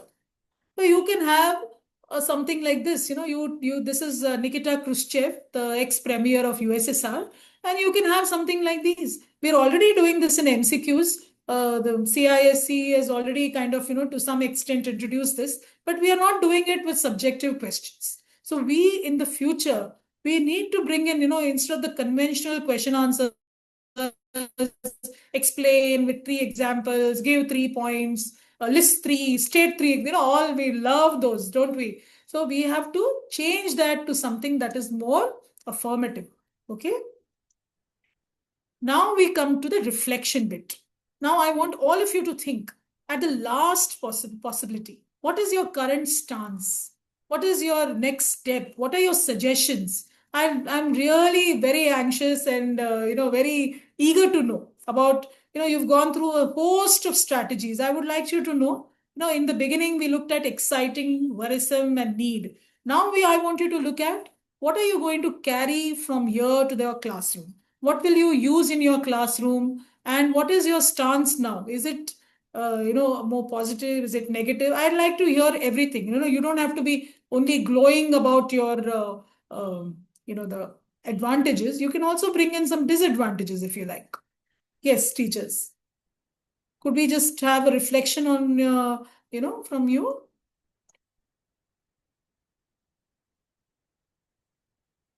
I'll wait for a couple of minutes so that you can think about it.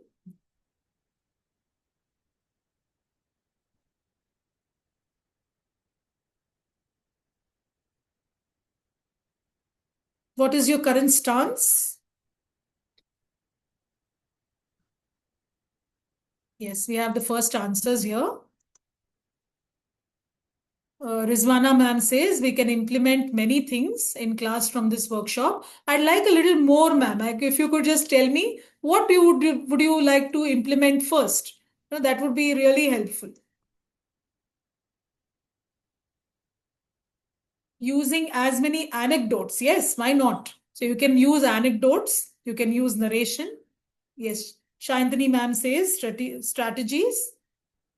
Yes. Okay. But syllabus needs to be reduced, indeed. So all of us could write a petition to the cartoon figures. Yes, ma'am. Okay. So here are a list of, some platforms that I would like you to explore. Okay, we have one more answer here. Use political cartoons and have debates. Indeed. So you have Facing History and Ourselves, wonderful site and free for you to use. Plenty of resources, particularly for contemporary world in the sense, especially Nazism, fascism, all those things, plenty of them. Then Excitement, another really good site. Google Arts and Culture, of course, you are all aware. I recently went through this Sanchi Stupa, the Google Arts and Culture site. My goodness, it's like actually walking through Sanchi. Even their Egypt site is excellent. Khan Academy, not that Salman Khan, the other. And this one is also wonderful. And you have so many different templates and worksheets ready to use. Please do explore this. PBS can be a little limiting, but you can still use it for American history. History.com has many articles, videos, and all. Two of my favorite sites are these: World History Encyclopedia. It's free and it has such rich material and it's well vetted. You will see that the articles are of a very scholarly nature, so you don't have to check for facts. Their facts are all correct. And you also have beautiful pictures that you can use in your classrooms. Then Smart History is very smart.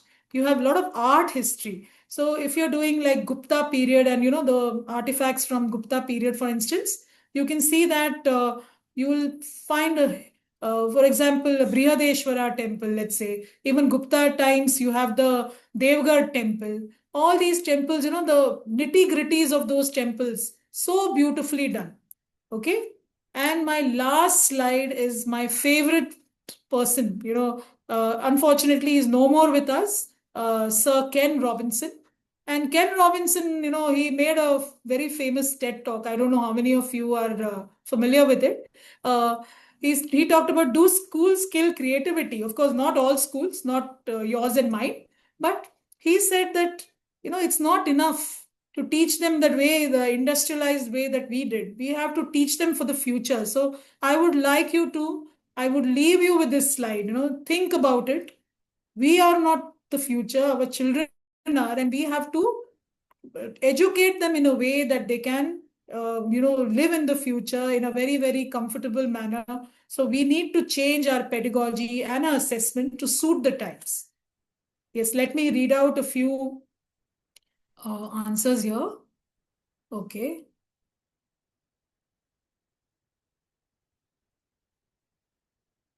Thank you so much. Yes. So I thank you for being such a patient audience on a week, the prelude to the weekend. It's not really easy. And thank you so much. And I do hope that you've taken something fruitful from this workshop. As we said, we are all experienced educators and we are always learning. So the mark of a true teacher is to keep learning. Thank you so much.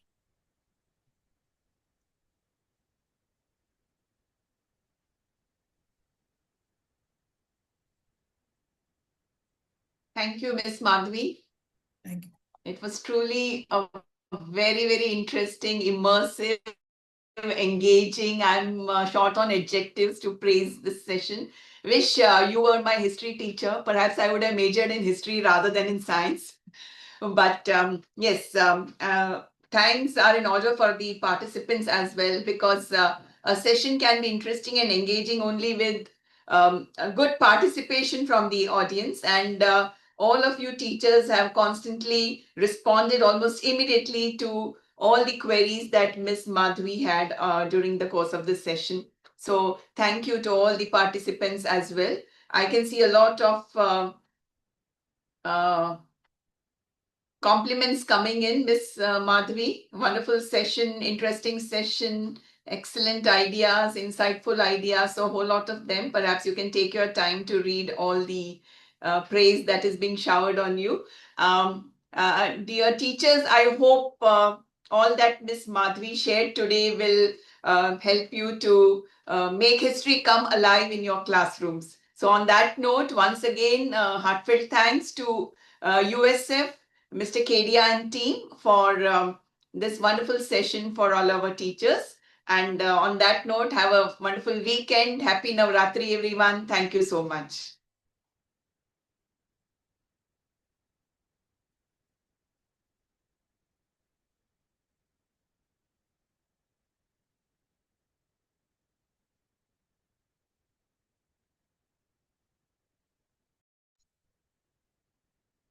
Thank you, ma'am. Can I close the session? Yes, please, you could do that. Thank you so much, Mr. Leon. Thank you.